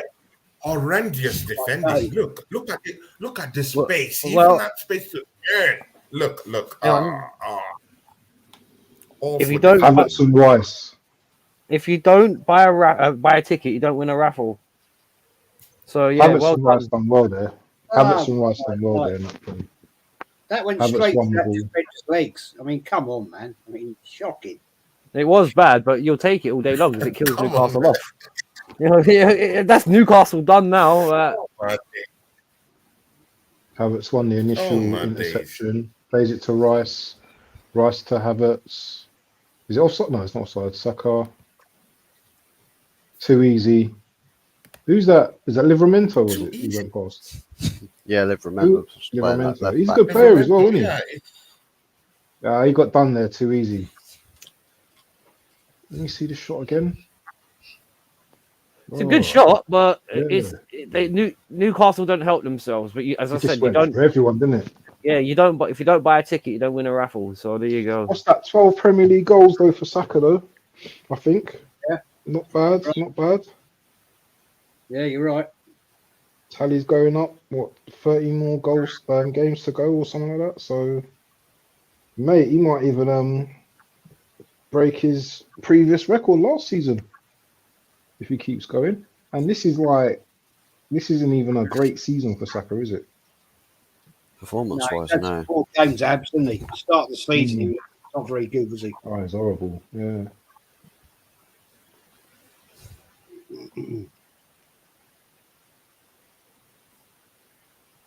So Liverpool, what's the most goals per? Oh, we've got 61 goals this season. We're just behind Liverpool.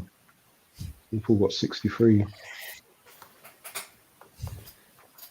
See, guys, we're scoring goals from open play. We're scoring goals from set pieces in the league. Yeah, of course, I want to see it in Europe. Man, this is interesting, man. This is interesting. Like from open play, we're scoring goals, and we're doing this without a striker. Imagine if we have a striker in this, in this team. Just imagine we have a 25, 30 goal poacher a season in this team. Just imagine what we'll be doing. Imagine what the quality we'll be producing. This is incredible, man. Yeah. I can't believe this. Who's a 30-goal striker these days, though? Helen Haaland. We're a big football club.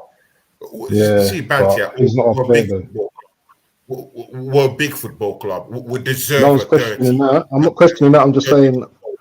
I'm just saying who's a 30-goal striker. Obviously, Ivan Haaland. Toney. For another team. Ivan Toney. Ivan Toney scored 30 about goals? 40 something goals in the championship before he came to the Shame, what are you talking about? Let's be shameless. Yeah, bro. He scored 20, isn't it? 20 is his best record, isn't yeah, it? 20. in the Premiership, yeah. But in the champ, he scored nearly up to 40 Oh, something. yes! 4-0. Oh, there's another one. 4-0. Another one. 1-0. Yeah. Wait, what did I Go say? on. This is like the West Ham game. Kivior. Cooking teams. Kivior. Kivior scored. Yeah. Oh, man, I can't Must be a believe header. this. Must be a header. Kick. This is not happening. Must be a header. It must be a header, man. Is They're this slapping happening? on the Yep. head. I can't believe this.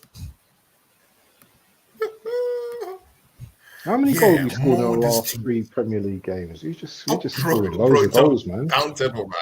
It's Scoring loads of uncountable. goals. Loads Oh, of goals. Crazy. Oh, Nice. my days. Another set piece goal. Another set piece goal. This is looking good. Declan This is Rice as good. well. Is it Declan Rice corners as well? Declan Rice has got some good Yeah. corners, hasn't he? Yeah, Yeah. he's got some good corners. Yeah, I'm gonna he's have to good. put him into my fantasy team, man. I'm not funny. The goalkeeper there, Come on, mate. man. He should have had that. Oh, that was This is good. terrible by the keeper. But you Kyrgios know what? back Yeah, on form. I still have that Porto game in my head. Yeah, the hurt is still there, but you know, when I'm celebrating these goals, I'm just, sometimes I just think back on that game, and it just kind of, I don't know, but still, good goal. Let's do it against Porto.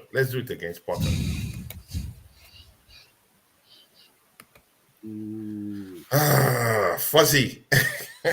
Arsenal 4. Can you believe what you're saying, man? Wow. Fuzzy, talk to us, man. Can you believe what you're saying? Well, I mean, yes, to be honest. I mean, Arsenal will just. It's own goal. Is that an own goal? No, Yeah, it might go as an own goal, I guess. I think it was a Kivior goal from Declan Rice assist, I think. But yeah, it's literally first half was all Arsenal. It was the case you get. Come off Miley. Oh, right, okay. No, it's Thought been he given came to off. Kivior. It's been given as Kivior. goal, and the assist was given to Declan Rice. That's So, Rice. yeah. Go on. Yeah. Rice You were goal, saying yeah. something, Fuzzy. Yeah, off the back of the first half, you would have said that Arsenal come out early second half to get the third goal to kill the game and manage it from there. But to be honest, Newcastle look like they're getting a foothold in the game, but then through their own mistakes, open up a chance for Arsenal to make it 3. They make it 3, and since then they've just been gutted like pigs. Now it's just by the looks of it, just a spineless bit of a spineless performance now from Newcastle. Just nothing really to show for it now. Where's Yeti? He's usually on here mouthing off about Arsenal. Of course, he wouldn't He's be very here. quiet He's these run away. days. Oh, Yeti has run away. He's they run lost away. as well, innit? Yeti runs away. Yeti, where are you? Where are you? Where are you? He's currently doing his own watch along at the moment. Yeah, he's live doing his own watch along at the moment for the game. That was a good game earlier, wasn't it? The Villa and Forest game. That was a really good game. 4-2, wasn't it? Yeah. I'll tell you at the moment, I would take Leon Bailey now. I would take him as a backup to Saka. If it was, I had to choose between a few players. Obviously, Neto's the one, but Bailey is definitely. I'm definitely impressed by him recently, man. I've definitely been impressed by him as a backup to Saka. I know it's a wild take. No offense, those Newcastle fans in the away section must be paid actors because none of them look angry. Not one of them look pissed off. Bruno's coming off, eh? Is Bruno coming off? Yeah, it was Sven. What was it, Sven Botman? I just hit the old referee with the ball. Jesse is having fun. Jesse is having fun. Is that Willock? Yeah. Willock Bruno just come Gimrush, Livramento, Botman all went off. Or Willock, Burn, and Lascelles. It's good. Mate, Eddie Howe's fucking done with it. He's like, nah, these guys, I can't. Now, it's very important we keep a clean sheet in this game, man. Good clean sheet. I just want to see a good clean sheet. Well, I want to ask you, Arsenal fans, right? In the Premier League, over the last few games, you scored quite a lot of goals. Are you back to the same sort of heights that you were like at your peak last season, or you reckon it's just still a long way to go? You guys are not quite there yet.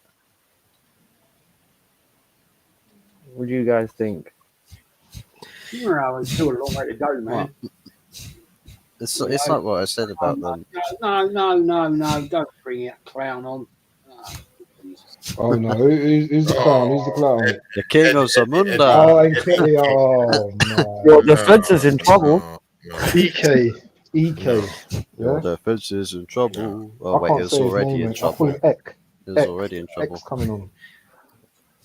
Anyway, we have to allow the players to rest. Anyway, let's give them a rest. We've won this game, but still, man, bringing Eddie Nketiah, I don't know why, man. I don't want that guy to play for this football club again. I want him out. Keep him on the bench so that he should know that, via default settings, that he should leave, in the next transfer window. If we keep bringing him in, he'll keep thinking he has a future in this football club.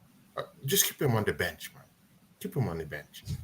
The question is, will we have a Reese moment? Reese! He's coming on as well, yeah? Reese! Yeah. Oh, and Smith. Kai Havertz out of the game. Arsenal, the Arsenal squad depth is coming on, guys. Oh, let me. Text on Fuzzy, you didn't need to be shamed. You didn't need to be shameless about that, man. Come on, man. What depth? Come on, man. The squad depth. Man, the title-winning squad depth. 200k. Huh? What's that? You say? Don't do this, man. Who's 200k of crap coming on? Oh, Nketiah and who? Oh, Reese. Smith Rowe as well. Wolf today's. I often wonder when Nketiah comes on, Guys, what the other players think. They thinking, oh, Shit, yeah. Crap. Oh no. I guess that's my game done. we are thinking like this. Definitely, they'll be thinking words.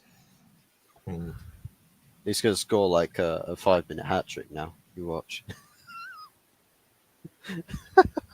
And anyhow, what you say comes to fruition, and he does, and he scores a goal. I'm gonna be like Fuzzy. No, just don't do this. I need to buy a lot. I need to buy a lottery ticket, mate. Yeah. Oh, is that a corner? Oh, no, I thought you got his head to it. Newcastle have been bad though. They tried at the beginning of the second half, but they're just full of mistakes. Have you seen Isak? The third goal happened. It was Apart from over. that shot? He's not done nothing, but he's only just come back, hasn't he, Isak, isn't it? The whole Newcastle team hasn't done anything. Even if he was on it, they've never got the ball to him. So what does it matter?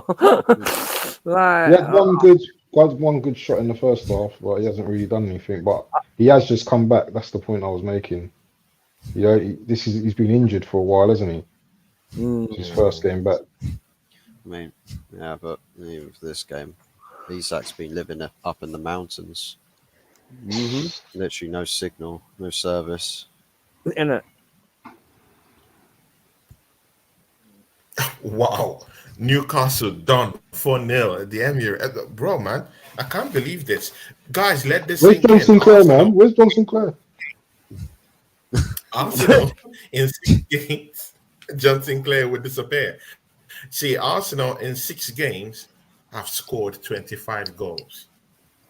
Oh my days. Now that's the total of what Burnley have scored this season. No way, man. The total, All season. all season. That's the total of what Burnley have scored this season. And actually, Burnley have conceded more than half of what they've scored this season. So Arsenal have done what Burnley have done all season in 6 games. 25 goals in 6 games. That's crazy, man. That is absolutely crazy. But ain't gonna mean nothing if we don't win this league, man. Exactly. It means nothing, right? Just score 100 goals, man. Bloody still win the title. Well, I'll give you something depressing as well. Just win the Especially if you're a title. United fan. Arsenal's There you goal go. difference is bigger than the total amount of goals that United have scored altogether in the league. Is it? Oh man.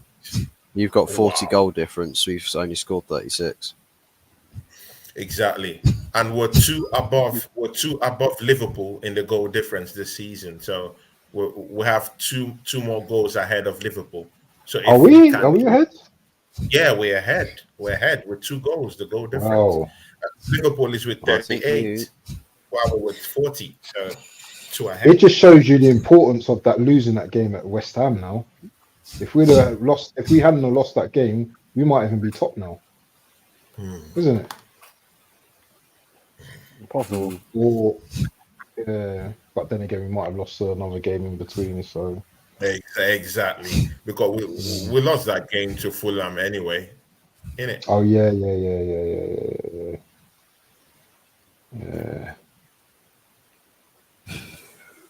This is gonna be like a 4 game. How many do you think Liverpool can lose another game this season? Realistically? Yeah, goals. Well, if Arsenal Not really don't lose a win game. or I think don't they can lose. draw a game. Oh, I think that game against City can be a draw. If they draw that game with City, that opens the way for Arsenal to just lead the pack. So we can actually be top of the league actually, even before we face City. the thing is we can't lose at City though. That's the big. That's the thing. So I don't know, man. You can't lose at Man United either. Not Yeah, that there's any oh, implications. It's just like yeah. you can't lose. Like it's That's not one of possible. those games as well, isn't it? That's right near the end of the season as well, isn't it? That's a Second, dodgy game. true. it's second to last, but I was just saying that you can't lose to United. It's not possible for us to beat you. quite literally. Not with how we played today. Yeah, but if you have Yeah, but again, so as Liverpool are not meant to lose against Man United, so as oh yeah, Man City isn't supposed to lose against United. So who's the biggest rivals? Yeah, your City rivals with Manchester City. Your biggest rivals are Liverpool. Arsenal are not your biggest rivals. So you could help us to do some job in it. Or do you hate Arsenal that bad that you're gonna give Liverpool the league? Do you hate Arsenal that bad that you, Well, Fuzzy? I'm talking to you, bro. That you're gonna give Man City the league? Come on, why man. are you running? Why are you Why running? why are you running? No, seriously, man. Is this what we're doing in here? Yeah. So because of you hate Arsenal, you would give Liverpool the league title? Come on, man. What do you mean? They hate I don't think Liverpool they more would. than they No, hate they Arsenal? hate Liverpool more than Arsenal, man. Yeah, exactly. That don't make any sense. That don't make sense. I hate Liverpool. I hate every club, right? I even hate Chelsea, but they're not doing anything. But even still, He hates his own club, so I don't know why he's even talking about mine. We're in a cup final. But if City win the Champions League, how many Champions Leagues you guys won, Fuzz? Is it 3? Yeah. So you don't want City to win the Champions League this season, do you? Or you're not bothered? No. Because do you know what? I absolutely detest City. Do you know that? I can't stand them no more, man. I just hate them. I can't stand them. I can't stand them, man. We've won so much. It's just I horrible. can't stand on the talking about how they are winning trophies, how they're gonna win the whole. I can't stand it. It boils my blood when I see Onome talking about that they're gonna win the league. It boils my blood. So I can't stand City fans. Yeah, I can't stand them, man. I can't stand them. I can't stand a Man U fan, but City, man, they're so proud. I don't know, man. Oh no. Maybe I'm just a little bit jealous. Yeah, maybe I'm just a little bit jealous. But oh my God, I can't stand them, man. If they win the league this season as well, yeah. They're gonna drive a screwdriver. Oh, well. The comeback's on, guys. The comeback's fuck off. They scored. Someone in the chat, Jamino said it's going to be 4-1, so he's got it spot on. Willock. Willock scored, yeah. Willock, yeah. Was that Willock? Yeah. Did he celebrate? Yeah, that's Willock. No, I don't think. No. Oh, he assembled. Oh, I thought you said Jaminho. I was like, I ain't seen him in the chat. No, sorry. He's in the, in the Insta chat. Oh, he put 4-1. He put 4-1 in there. I just read the message recently. It's Willock as well, isn't it? Yeah. Oh my lord, it's Joe Willock of all people. Oh dear. No, the comeback's not on, but the depression that hits him when he realizes he's not scored in an Arsenal shirt, he's scored in a Newcastle shirt. He's just like, yes, 5-0. Oh wait, I'll play for Newcastle. No, but the thing is, he's been good for Newcastle though. He really has. That's a good goal, isn't it? Yeah, that was a good header. That's a good goal. That's actually a world class. That's actually a world class header because the way he spins over like that, that's pretty unsavable, really. Gives his fans something to cheer, Don't worry, they'll have the dressing room team photo, celebrating like crazy. Yeah, I want to see the defenders. Who switched off? It's a world class header, but you would never say. But no one's marking him. Scored a world class. That was, do you know what? Yeah? Smith Rowe stopped. Wait, no. I've seen Saka score world class goals. I've seen him score better goals than he has today.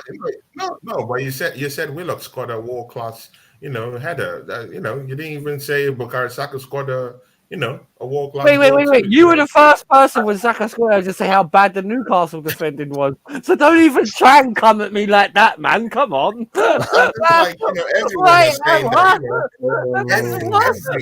Every other players, scoring goals are world class players, but when Tony, an stop picking Arsenal at player, straws, bro. you No, know, you're picking up straws, bro. No, please, just don't. You're picking at Smith straws. Rowe left his runner there though. What are you doing? It's just a flight of the ball, Tony. I even said that. Like, what's your beef, bruv? Put your chest down. no, Your the chest way you said down. world class goal. Oh, come on, man. No, I said because of the way that. No, I said that's The why way they we missed throw it. around that world class. Anything No, but but Joe Arsenal Willock, is world class. Joe Willock was all right in the air. I think Joe Willock's all right in the air. You know what I mean? Like, and it was a good header because of the way it span. Who's You know, injured? It's I all right, agree, man. especially he's on the I'm front, just Jack. messing. I'm just messing with you, Wolfie. I'm just I know. messing with you. I know. That's why I mentioned the defending bit a minute ago. Don't worry. I haven't. Why are you running? Why are you running? What Why is are this? you running? What is this? What is it? It's only him. Why you have to be mad? Oh god! If Eddie Nketiah scores, though, if Eddie Nketiah, I'll have to He's say, not "Your scoring. Royal Highness, it's the greatest day of my life." Like, He's not scoring, man. He's not scoring for sure. He's not scoring not another goal this season, mate. Where's He's Reece? not good enough for the football club. He's not good enough. I'm sorry. He can't score. I'm sorry. He's not good enough. Pause. Eddie Nketiah is poor. Why He's can poor. I He's not good see? enough. Why Why? can I see that many empty seats in the Arsenal stands? Mm. yeah, I It's don't know. 87 minutes Exactly. played. He I wins said all this Big that. earlier. up. I said this earlier. There are so many empty seats there. What the hell? I said that earlier, bro. They can go 4-0 up and 3-0 up or whatever and be 80th minute and some people start leaving. That's mad. And they're doing it again. Oh, Mohamed El I Sideways, think he's it's back. tourist. I think it's a tourist. Yeah, you know, maybe they've gone out to take What? pictures. Or yeah. It could be, man. Because what's the Bro. explanation? Maybe they've gone to do AFTV interviews. I'm just Oh, saying. yeah. We'll go see Robbie now. Yeah, we're going to see Robbie. Hey. I'm just saying. You know what I mean? I'm just saying, man. Yeah, Maybe maybe. they've gone to do AFTV interviews. You know, why won't you stay? Who we got to next? the end of- Sheffield United. We got Sheffield United next, I think, haven't we? Oh, that's got to be Sheffield bloody United. 20-0 Oh, that. Exactly. Where is that? Away? 20-0 or something. I swear down. 80 pounds a ticket. 80 Yeah, pounds Sheffield a United ticket. away. And you leave the stadium and it's not, and the game hasn't ended yet. I don't know, Yeah, man. what's This up with fan that? base, yeah. On to the next. Sorry. Heads up, guys. On On to the next. Bigger fish to On fry. to the next. Jesus. El Neni's coming on, the great El Neni, yeah? Oh, Yeah. wow. That's like the return of that a mythical creature, Jedi. bro. We see more of Haley's Comet than we do of El Neni. That's he's like El that. Nino. El Neni. Malia says, what What voodoo voodoo? doll has Mikel been using? See, yeah, Malia, he better use that voodoo doll on FC Porto. Yeah, all these things means nothing. Yeah, if he doesn't use that same voodoo to win the league, and if he doesn't use that same voodoo, yeah, to put a spell on a 41-year-old Pepe, use that spell on Pepe. Yeah, Wait, use that what spell on Pepe. Wait, Yeah. What Indiana Win us the Jones? game against Porto in the second leg. Then I would agree to what he's using. Yeah.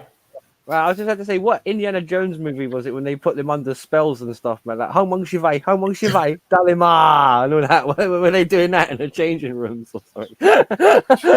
I don't know. How mong shivai.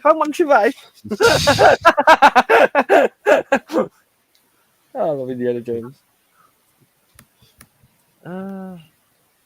Yo, Mikel Arteta has turned to Lady Morgana. Lady Morgana. Lady Morgana. With the spells.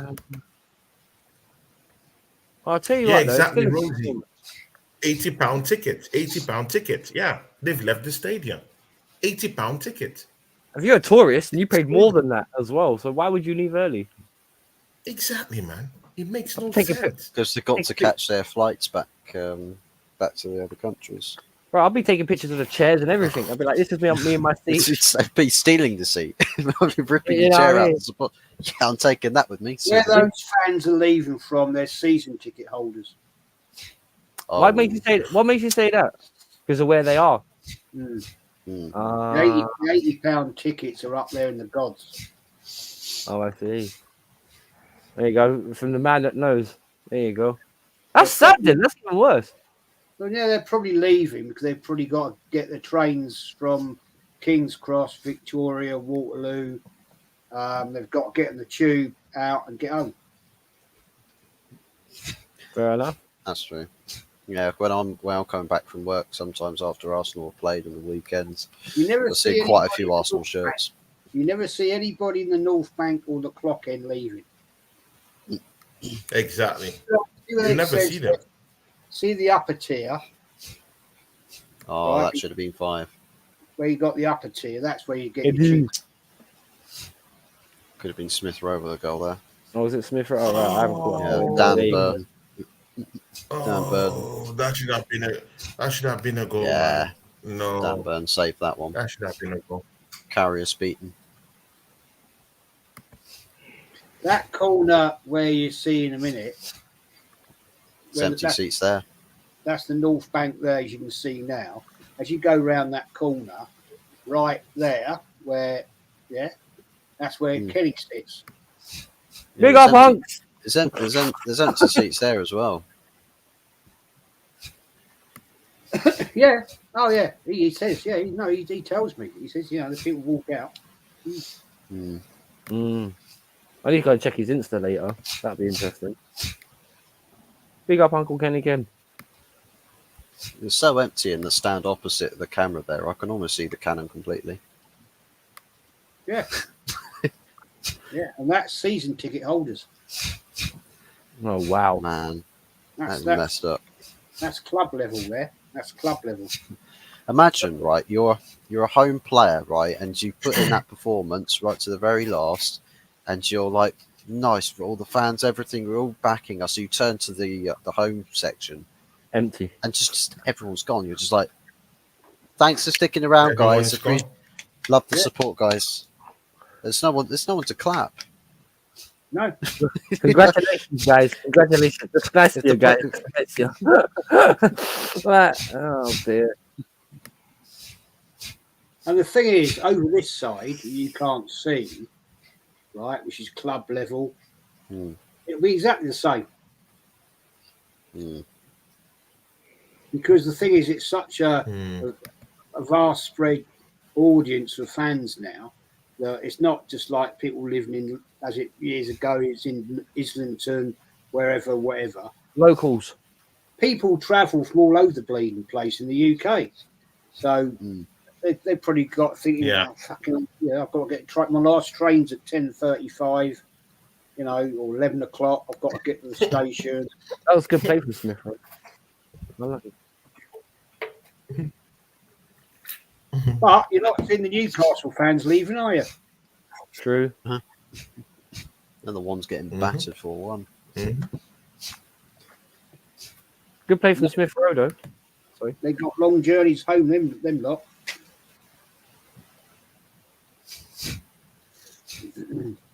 So you got to see it for contract. Yeah.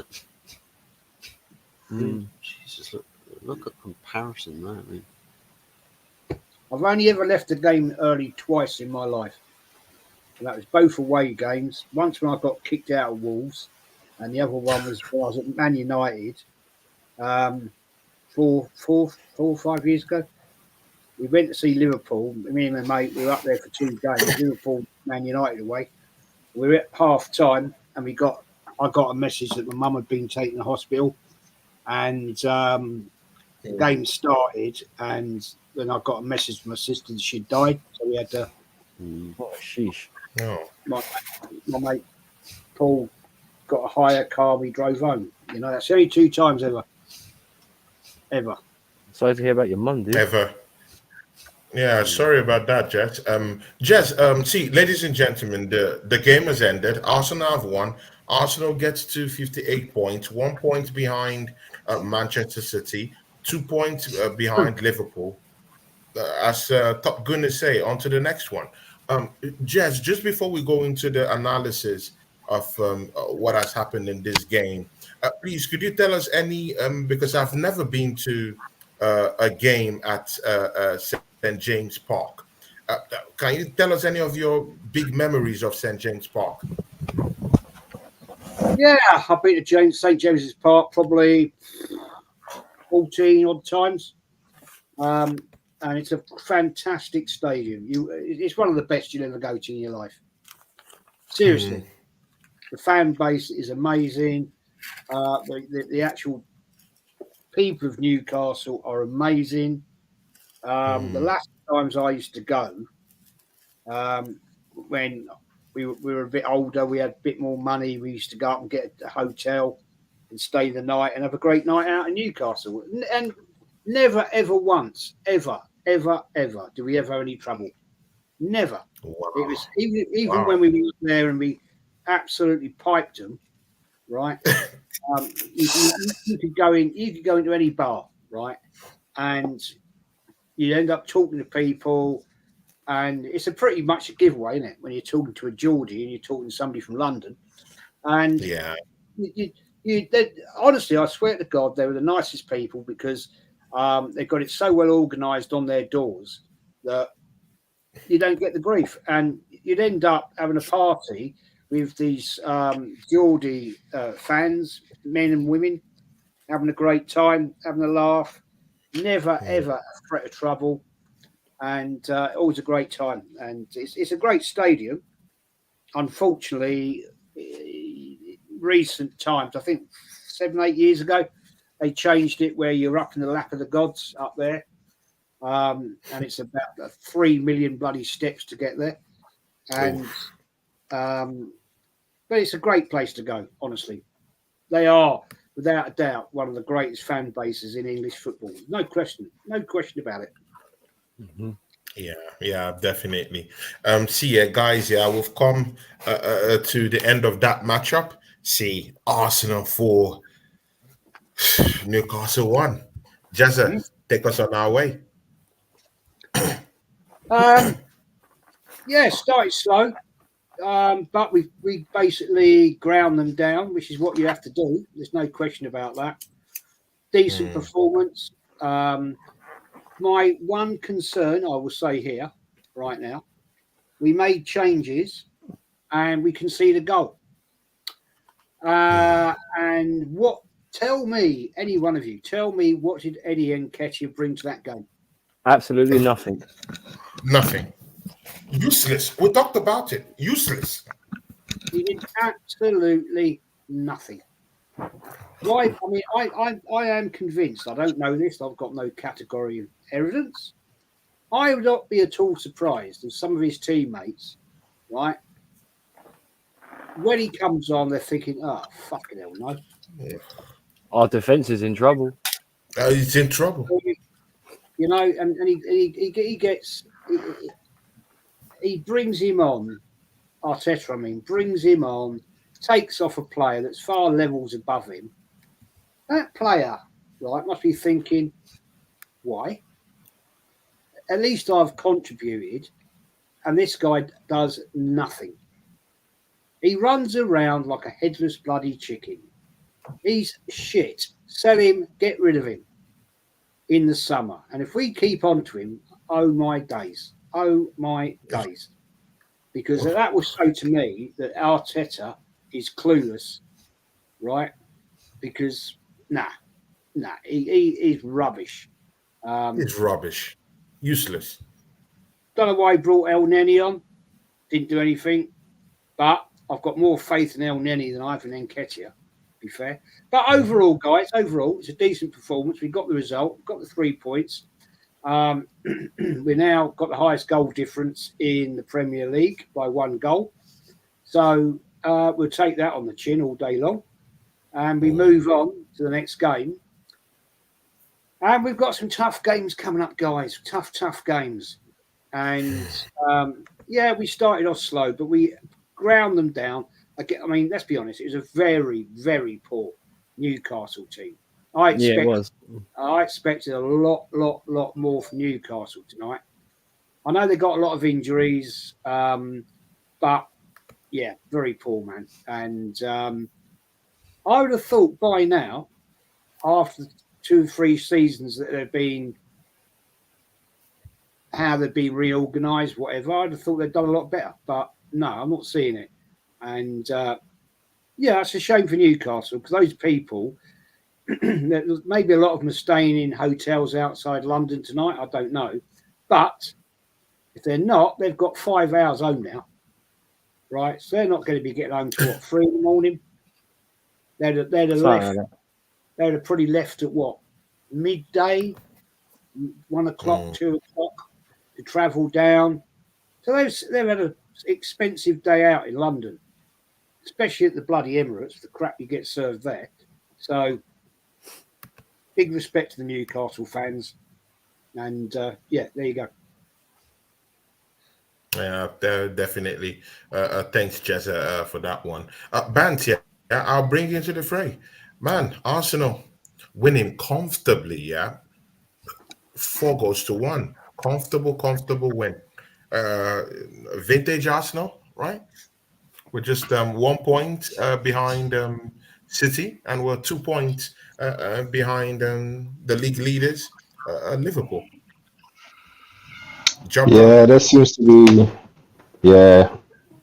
be like a gap forming between third and fourth now, 6-point gap. So the 3 now it's between the three teams now, the top 3 teams to battle it out now, and it's all about, you know, who's going to drop points, you know, who's going to win the most games from here on in. You know what? All we can do, is, you know, win our games, you know, get 3 points. I don't think at the moment it matters how we play or not. Jez's point about our substitution is our subs, you know, is a very big concern because we just haven't got no one good enough on the bench. You know, there's no one good enough on the bench.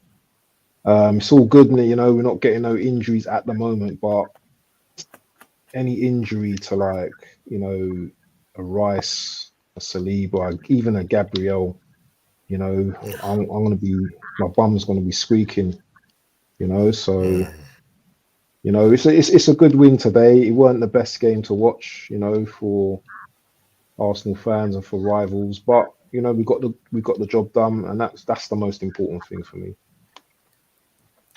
Yeah, thanks, Bant, man. Thanks, Bant, for that one. Wolfie, yeah. See, this is a very for the neutral, yeah. Of course, I know this is not a flattery game, you know. It didn't come with the whole razzmatazz and the whole you know, tight kind of game that we're expecting this game to be. But at least from a neutral point of view, yeah, what do you have to say? Arsenal pummeling Newcastle 4-1 at the Emirates. Well, basically, you just got the job done. And the thing is, one thing I will say, there's 2 factors here. A, you needed a win because of what happened with Porto to keep your chin up, and your fan base needs to remember that Europe and the Premier League are separate. The form of each doesn't run into the other. So, you know, I mean, your Premier League form's still pretty good. Use that as a base as always. But, you know, I'm not sure, but the quality in the bench isn't there, and I think later on in the Champions League that will hurt you because obviously the Porto thing's still in a lot of people's minds. But I think for the Premier League, you know what I mean, you guys are all right, and I think you're one of the teams to beat. Like Bant said about, there's that gap now with the 3 at the top compared to everybody else, and it's now going to be between the 3 of you lot to see who pushes up between. But there's certain things about Arteta that worries me though, because not only and I'll tell you one thing, and I'm pretty sure everyone saw this. One thing that I didn't like was when the second half started, how flat and crap Arsenal looked compared to how they ended the first. And I was just thinking to myself, one thing about it is, don't get me wrong, I appreciate, right, that you could say Newcastle got into the game a bit more in the second half, or Arsenal let them back into the game a bit more in the second half. But I do think there's an underlying worry for me there, you know what I mean? Like, because if you do that against a really, really top team, you're going to get smashed because you let them in, they scored most likely. So I just see a couple of things that worry me. It was a good performance, but Newcastle were bad. I don't ever get that twisted. Newcastle were horrible because they tried to sit back, but they didn't press, which was weird. because that's normally what you do. You sit back and you press from the front and you try and counter, grab the ball in transition, which they didn't do. It reminds me a lot of the West Ham game a couple of weeks back. There wasn't a lot Newcastle did to threaten you. Like, as I said, I'm not taking away from the Arsenal performance. You got 4-1. It would have been nice to get a clean sheet and a 4-0, but you can only beat who's in front of you. Everyone got out injury free. So props to you guys. On to the next. Excuse the pun.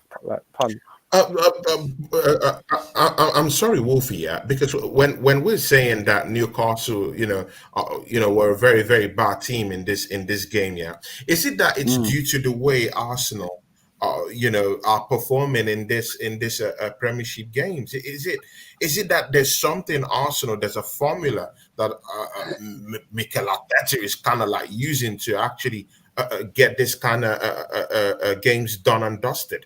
Because it's quite different when you beat Burnley, who are fighting in a relegation scrap, yeah. But again, he beat seventh placed West Ham, made them look like donuts at the Olympic Stadium. And right now, against the Newcastle team, yeah, we all know they come to scrap most of the time, yeah. But again, it doesn't take it away. This is a Newcastle team, yeah. Do you think Arsenal it's more of like maybe Arsenal knows how to kind of like, kind of like just break down this certain kind of teams, in the second half of the season, rather than looking at Newcastle as a team that's not putting in their best, or a poor Newcastle side? Every team's different, and I will say this: Arsenal have been on good form recently, but what sums up Newcastle's performance is the way they conceded the first goal. On a normal day, you should never concede like that, because there's three of your players there and you still managed to score an own goal. If you see any of the Arsenal players doing that, you guys would be absolutely livid. Absolutely. If I saw any of the Chelsea players doing that, you'd be absolutely enraged. Spare a moment for those Newcastle fans. You know what I mean? I'm not taking away from how Arsenal played, but I'm going by what I see. And I'm pretty sure Fuzzy is a neutral will agree with me. I watched Newcastle make a lot of mistakes. Don't get me wrong, I'm not taking away from the Arsenal performance, of course not. But one thing I gotta say, okay, like, if Arsenal were that great, they would have shut Newcastle down completely, and Newcastle wouldn't even got up the pitch. I think Fuzzy told you the stats, didn't he, earlier on, about the amount of attacking plays that Newcastle had. How many times did they have attacking plays in the second half compared to the first? And the way they got up the pitch and they actually started to get at you. And even Jez and me said it at the beginning of the second half. Arsenal started, Jezza, didn't we say it? Arsenal started so slowly. The second half, even the first half, they were slow. It's just the goal that helped Newcastle concede, peppered you lot, and you were like, all right, cool, we got the bit between our teeth now, and you went on from there. So don't get me wrong, this wasn't all Arsenal domination. Like from the get-go, it ended up being worse for Newcastle than probably what it actually was. But, you know what I mean? But this was a game where, as I said, Newcastle weren't at their best. They weren't dog shit, but they weren't at their best. But Arsenal didn't have to work that hard. Well, let me ask you a question. You've seen a really hard game recently and a really hard, easy game maybe, whatever. But compare this to the Porto game. You didn't even get a shot against Porto. Did Newcastle close you down to that level? No, they didn't. No, they didn't. No, I agree. I completely agree with you. Fuzzy, coming to the fray, of course, you're neutral. This result, as it is, it favors you because you lost your game. I'm sorry to, brush it up your face right now. You lost your game to Fulham. Come on, man. You know.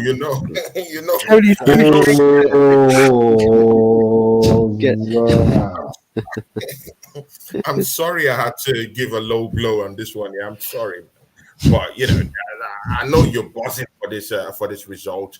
You cannot get this result because Newcastle are, they're hot on your chase, for European football next season. So you did need this result. But away from that, look at this Arsenal's performance. Does this tell you anything? Does this stink?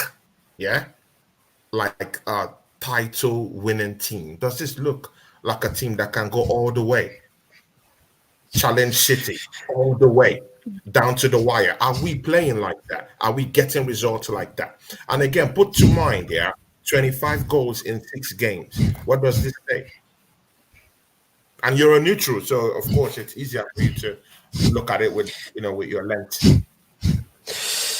I look at it a little bit as sort of picture it the same way as which you were playing with intensity last season, the way in which you were dominating games, beating teams, and scoring plenty of goals at that point. You're coming into a point of the season where you were. I think it was around this time of the season. Was it about now, or was it slightly later on when you lost to Everton against Sean Dyche in his first season and started to go a bit downhill? I think it's roughly in the same area of the season that you're starting to come into things, and you've rediscovered this sort of air to your game where it's like you're finding the back of the net lots and lots of times. I think it doesn't necessarily help the case in conviction when the opposition that you play against are genuinely, like, you can pick out so many negatives about the opposition and how they turn up to the game. So what you're doing, I could probably say, is just what Arsenal should be expected to do. Given the circumstances. If you come up against teams that are properly going at you, like for instance, if Newcastle today are not their own biggest enemies, and that they are actually, pegging you back, making really tough work of the game for you, at least then I can say, well, if Arsenal fight through that Newcastle team, there's an element of character about it, but it feels a little bit like these kind of results are just like, oh, it's a fantastic day at the office and it was just a fun day out. It's like it's just fun, goal scoring, happy days, rather than it being a result, an important result, a tough, tense, competitive game. So it's sort of slurred a bit. It's slurred, or I don't know, maybe blemished the implications of winning games like this. Spoils it, spoils it, yeah. Yeah. So, I mean, as far as winning a league title goes, positionally you are very much involved, but we need to see that City game come around and you beat them. And that City team, if City turn up and you beat them, then you could probably say, look, it's completely advantage Arsenal, and maybe there's a big possibility that the sins of last season won't be repeated, because in that game the pressure is on, and when the pressure is very, very, very much on, we saw last season Arsenal crumble. But if the pressure gets met this time, how do you fare? And if you pass those tests, I think those big games, I think you very much got the opportunity to sit in the driving seat and control this title race right to the very end. But it's going to be about that points accumulation. But between you, Man City, and Liverpool, at the moment, points wise, they're ahead of you with the same amount of games played. Every time they slip up, if they slip up, it is absolutely imperative that you win that game. If you cannot pick up the points where they drop them, forget about it. Forget about it. Yeah, just focus on yourself. Forget about it. Yeah. See, Jez, Arsenal have now scored with today's goal splodge. Yeah, Arsenal have now scored 25 goals in 6 games. Jessa, what is this team doing differently from 5 weeks ago when we were struggling to score in this team? Like, what are we doing differently in this team? Because our goal scoring prowess should be something that should be center stage. Because scoring 25 goals in 6 games, I don't know which team have done that. in the last 10 years. I'm sorry, I don't know which team have done that. What's the differences for you? What has Arsenal actually switched to actually get to this stage where we're scoring 25 goals in 6 games? I haven't seen it. Well, we've got a midfield that's starting to perform. That, I've always said it: control the midfield, you win the game. When we've had previous games when we were lackluster before Christmas, we had no midfield. Teams were walking through us and embarrassing us at the end of the day. And now we've got Odegaard and Rice and at times Havertz and Jorginho. They've got a little gel together, and they're doing it now. They're putting the games to bed. And we've got a great combination up front where we've got Trossard. I've always said put Trossard in the middle or Havertz. I've always said that. Day one. Martinelli and Saka. We know they can do damage. And we've also got a back four, right, that are performing. They look solid. All right, we conceded a goal today. Well, shit happens. We take it on the chin. But the fact remains that the team are performing as a team. And it was notable yet again, when we made those substitutions, we slacked. Right, we slacked because they're not good enough. When you look at that Man City team today, right, at Bournemouth, look at the players that were sat on their bench. Right? It's a different game. And that is the thing, is that, if we get an injury to one of our key players, who the hell is going to be? Who have we got that can bring on to replace somebody like Declan Rice? Yeah, that bench, or Martinelli or Saka. It proved Saliba. We've got Saliba. Yeah, it proved today when we brought on Nketiah. Waste of time. Might just take the player off and not brought another player on and play with 10 men, because that's what you're doing. Better. That is what we were doing. All he does is run around and miskick the ball and make himself look a complete and utter arsewipe. The guy is crap, and he needs to go. So once you have a midfield that actually does contribute, like we had years and years ago, a proper midfield, this midfield is performing and it's making a big difference to the game. It didn't against Porto, but that's because we set the whole thing up wrong. And I blame the manager for that, because he went into that game, we'll play exactly like we did in the Premier League. Excuse me, it's a different competition. It's a different way of playing. And he cocked that up. It's his fault. You can't blame the players. The players played the way that he wanted them to play. Unfortunately, Porto had it a different way. We went there basically to try and bully them. Not going to happen. They're a seasoned Champions League team. Football in Europe is different to the Premier League. The Premier League is high intensity, fast pace. It's not in Europe. And definitely, we got told. Definitely. Bant, we have a question from Anthony Herbert, and you're going to answer that question. Question 7, goals for Havertz now. Will he keep Jesus out of the team or not? Thoughts? And again, see, because we've been talking about this, about Gabriel Jesus coming into the team. How do you want to see Gabriel Jesus make an appearance? Because somehow he has to come into this team, whether we like it or not, for match fitness or whatever. So answer that question. What's his place? And do you think Havertz is keeping Jesus out of this team right now with the way we're scoring goals? I wonder what your answer would look like. Was Jesus on the bench today? No, he's injured. He's injured. Oh, he's still injured? Yeah. So until he's fully fit, then we're not going to be seeing him, are we? You just got to keep it as it is for now, especially in the Premier League. We're doing a good job at the moment. I don't know if I can see Jesus coming back and doing a lot.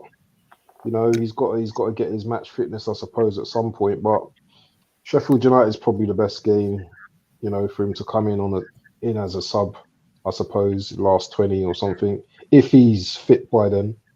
But I'm not even thinking about Jesus at the moment. I'll be honest with you, because injured players, Thomas Partey, Jesus, who else is injured? You know what I mean? I just don't think of injured players at this moment. I just want them back, so I'll only worry about them when they're back in the team. But for now, Actually, Gabriel Jesus is back. Gabriel Jesus is back. He's no more injured. He was on the substitute bench today. Was he on the bench? Yes, he's back. Oh, he was. So he was. Yeah, he was on the bench. So maybe it's a physical game. Maybe, so he was. Maybe he didn't want to bring him on. Yeah, maybe he didn't want to bring him on, because of the physicality of the game. But the game had been won, I suppose at this stage. So maybe Sheffield United, he'll probably get some minutes in the Sheffield United game. But in a game of that magnitude, Sheffield United, I don't think that's going to be a tough game, in all honesty. So hopefully he gets some minutes. And that's no disrespect to Sheffield United, by the way. But yeah, I think, that game he should get some minutes. But it's just keep the team as it is for now. We scored 25 goals without Jesus in the Crystal Palace game. He contributed. He got an assist. But we've been doing well without him, to this until this stage. But yeah, I suppose he's our best forward out the lot. But Havertz, he's not my favourite player in the team, but he's scored a goal today. For the second goal, he contributed towards Saka getting his goal as well. So just keep it as it is. Just keep it as it is. Keep it as it is. Yeah, keep it as it is. Definitely. Wolfie and Fuzzy. See, simple question to you guys. I've got to do fan cams and player ratings with Lee. With Lee, yeah. Big up, Lee. Yeah. Jez, please shout out your channel. Shout out your channel, Jez. Shout out your channel, please, before you go. Just as Arsenal history, more, so everything Arsenal history, all kinds of drama, everything like that. Tony, Abs, Wolfie, Hot Fuzz. It's been emotional and enjoyed it, man. And I'll be watching the game tomorrow to see if the Chelsea can get away over Liverpool. I'll send you an invite, Jez. I'll send you an invite. Yeah, do that, man. I'm around. It'd be good. It'd be good, actually. Anyway, guys, I'll catch you all later. Yeah, take care. Yeah, sure. Thanks, Jess. Thanks. Big ups. Wolfie and Fuzzy. With the way Arsenal is playing, because we'll soon have to go. With the way Arsenal is playing right now, what does your top four look like? Do you think Arsenal is going to win this league? Your top four. That's too hard to say right now, bro. I'll be real with you. Does Fuzzy want to go first? If I throw my hat in the ring, how's my top four going to look like? I think I'll go Manchester City first. I'll put a bet on Arsenal second.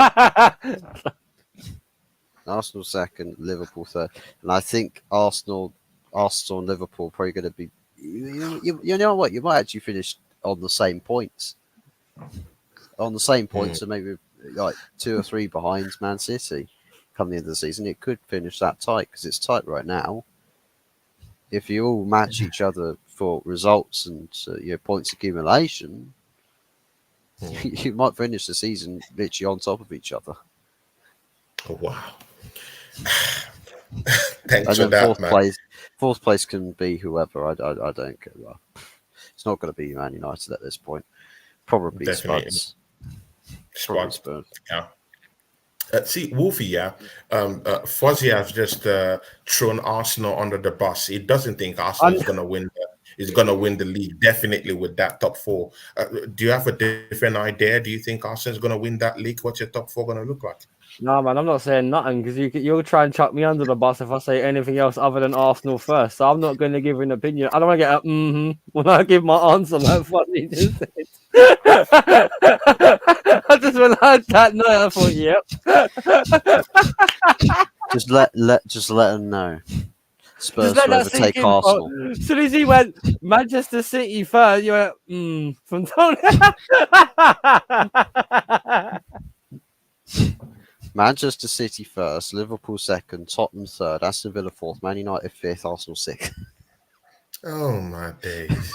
Why? So this is what Deji used to call lazy comments. Yeah, lazy comments. I ain't said one yet. I just said I don't want to get my head taken off. Hand the trophy Telepathic. Hand it to City. Okay. I never handed it to City. Right, if you want my honest opinion, right? If you want, you asked him for his opinion, right? You asked him for his opinion. Don't crucify him. But I'm going to give mine. I still think Liverpool might take it, but I think on current things from what I'm seeing, I think Arsenal will finish second and not City though, because for me, City have got more cracks than Arsenal. Because I'm not being disrespectful. I respect Pep Guardiola and I respect Man City because of the success they've had recently, but I ain't the same City team from last season. No way. No way, because I'm not being funny. You're starting to see the cracks appear in City now. Certain games are not quite getting the job done, and their luck will run out. And I'm not being funny. I think De Bruyne is starting to get injury prone.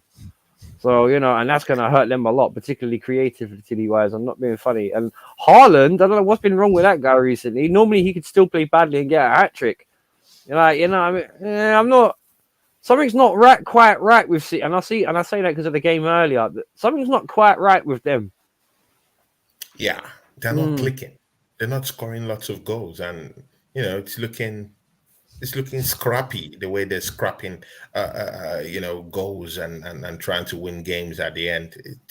I don't know, but good for them, man. They have the experience. No doubt they will actually take this down to the wire. There's no doubt about that.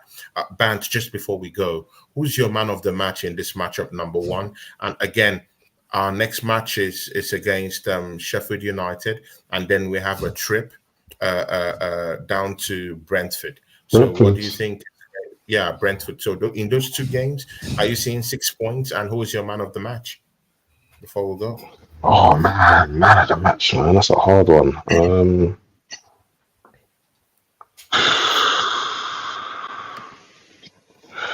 Man of the match is actually quite a hard one, man.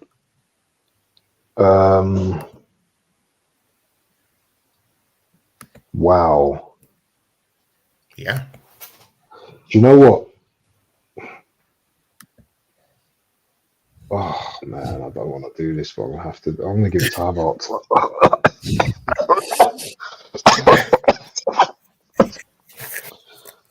Oh man, that hurt. Oh my God, Kai Havertz, man of the match. I'm gonna give him man of the match. Yeah, I'm gonna give him man of the match. Yeah.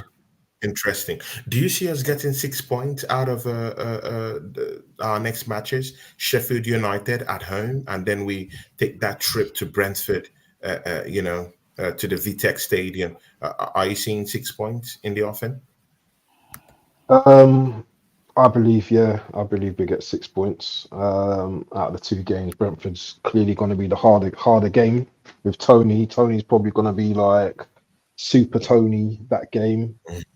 Flirting for Arsenal, probably gonna want to score a couple of goals against us.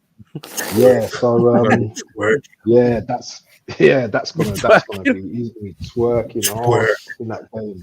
Work. And if anything, Tony gave our defenders problems. He always gives our defenders problems. Saliba and stuff like that. So I think we beat them 3-0, isn't it? Was it last season? Did we? At their grounds? Was it 3-0? Did we win? Not at their grounds. I forgot. Must have been at home, yeah. Yeah, so I think we get 6 points anyway. Oh man, I think I have to be confident about that. You're playing them at home. Wolfie and Fuzzy. Hey, 1 second. Yeah, sure. Fuzzy, man of the match.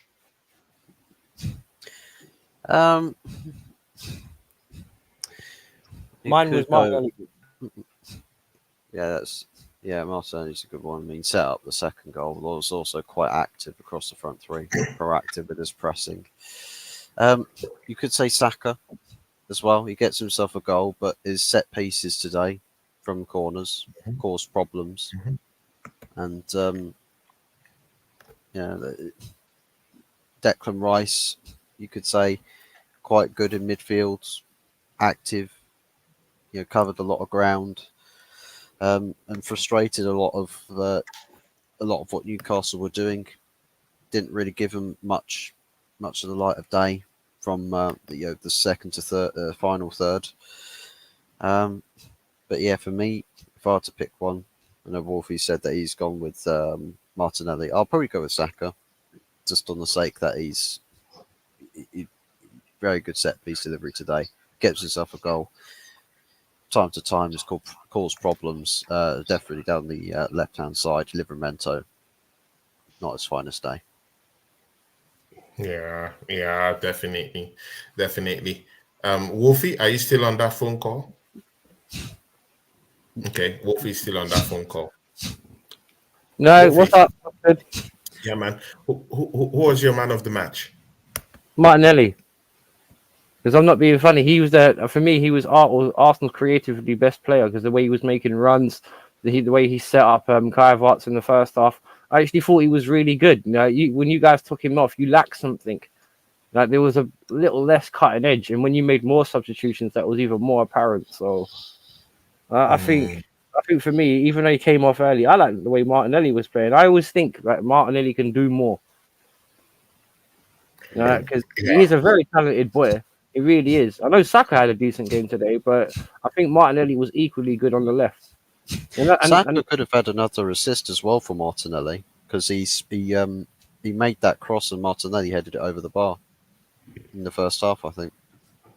Yeah, definitely. You know what? Yeah, shamelessly, I will have to agree with Bant. Yeah, I really do think Kai Havertz had a good game today. Yeah, it was there when we needed that second goal. We really needed that second goal.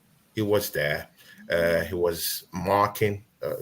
Was making runs, got into space to get himself goal scoring opportunities. Yeah, he took that one goal. He missed the other one, but he worked hard off the ball too. So I'll shamelessly give it to Havertz. I think he had a decent game today. Martinelli, yeah, he created. But it's a weird one, yeah. Martinelli, yeah, I do agree, but again, he left the game in it, and again, he couldn't score a goal. The few times he took shots, he skied them over. I don't think this is the best performance that Martinelli have given, this season. But anyway, shamelessly, I'll just give it to Kai Havertz. Abs, there's a question for you from Rosie, our moderator down here. She says, who do you see as your top four? Because you didn't answer that question. Sorry? Top four? Do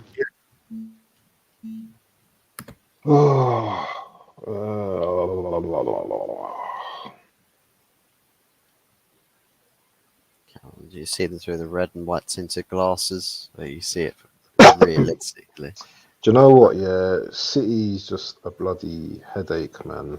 I know Liverpool at the top and stuff, yeah, but at some point, Liverpool might struggle, even though they're not showing signs of struggle at the moment. But all it takes is a couple of games, a couple of draws, and then Liverpool in the mud. But it all depends on that City Liverpool game as well.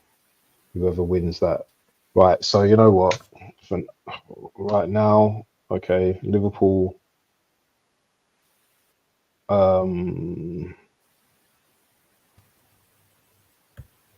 Liverpool, City, Arsenal, Villa.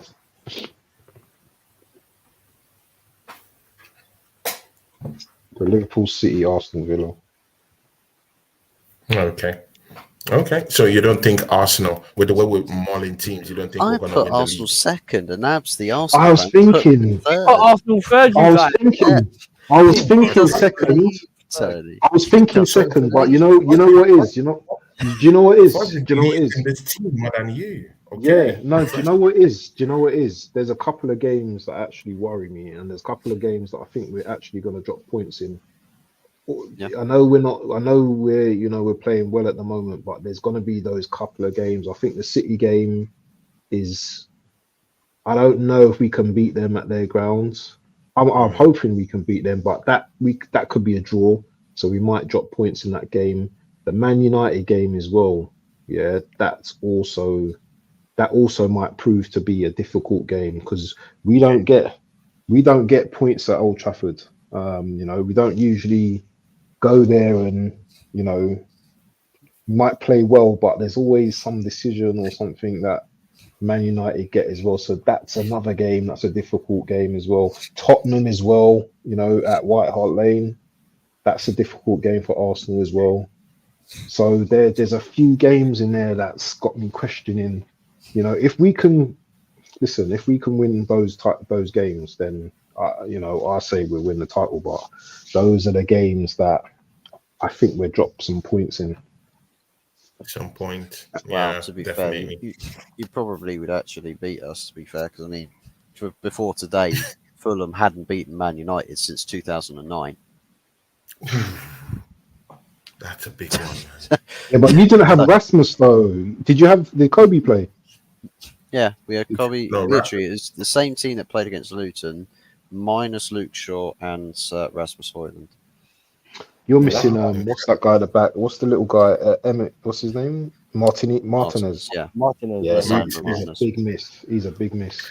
See, guys, I don't want to keep these guys down here. We have a Wolfie show tomorrow. We have to rest and sleep well and wake up for that one band here because we have to go to this guy's show and make it hard for him. Listen, Tony wants the cookie, bro. Tony, I know Tony wants the cookie, guys. I'm gonna be there, man. I can't wait. I know you are. Because Bantia, imagine if Chelsea wins the Carabao Cup. Imagine what their fans will say. They'll say, "Oh, Pochettino lifetime contract." Oh my God, we're better than Arsenal. Arsenal's are gonna win the league, so if we won a trophy, better than Arsenal. Bant, I don't want that. So tomorrow we're gonna be the voodoo guys here in that game, so we have to show up in that watch along. See, yeah, Man, not even to crash my stream. Wants to bring some juju as well. What bullshit's this? What bullshit is this? Don't no juju, bro. Why are you perform juju on the internet cables and start crashing your stream when Chelsea are in like the 99th minute? You know what I mean? Winning 2-1. Yeah. Why are you running? Why are you running? Why are you running? In this case, it's why are you winning, Chelsea? Why are you winning? Why are you standing there? Why are you sitting there doing such chest? Did you do your predictions? Bant, How are you feeling about this game anyway, Wolfie? How are you feeling about this game, man? Because I haven't really heard you like talk about the game. You nervous or he talked about the game. Liverpool to win. Bant, we have to go. We have to go. Okay. Bant, shout out your channel, man. Yeah, Football Bant's channel, people. Football Bant's channel. Catch me on Instagram as well, and Facebook as well, actually. So yeah, that's me, man. And don't forget to put a like on the videos. Go on. Bant, do you have any show coming up? No, not this weekend because of the Chelsea game. Usually, me and Wolfie got our Saturday thing, but because of the Arsenal game, it's late. Yeah. Huh? What's that?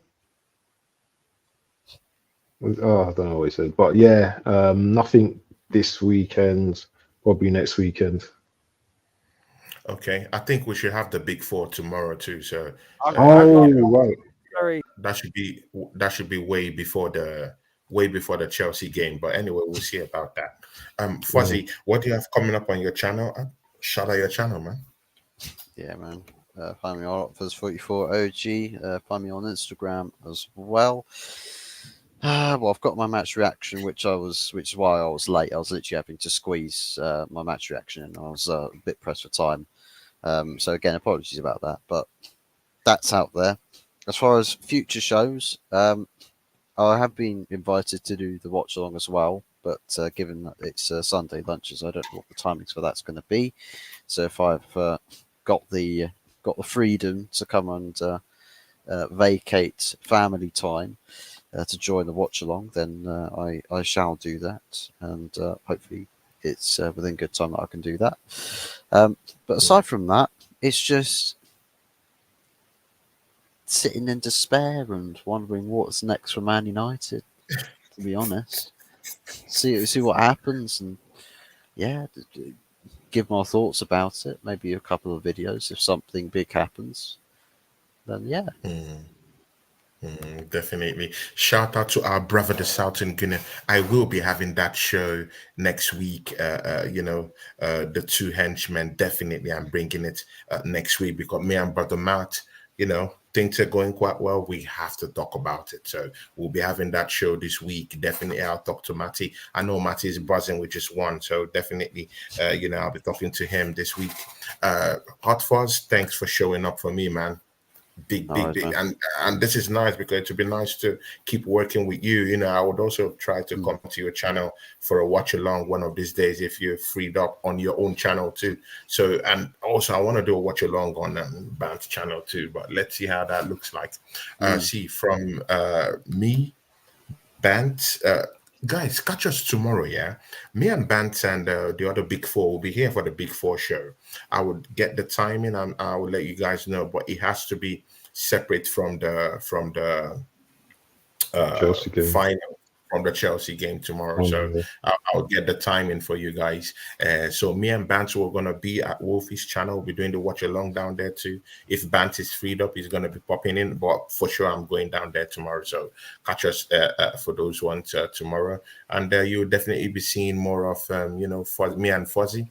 Because Fuzzy was here for that talk about Manchester United this week. So, I might be on his channel. He might pop in, a few times if he has the time to. So, yeah, man, it's looking good. So, from me, Fuzzy, and Bant,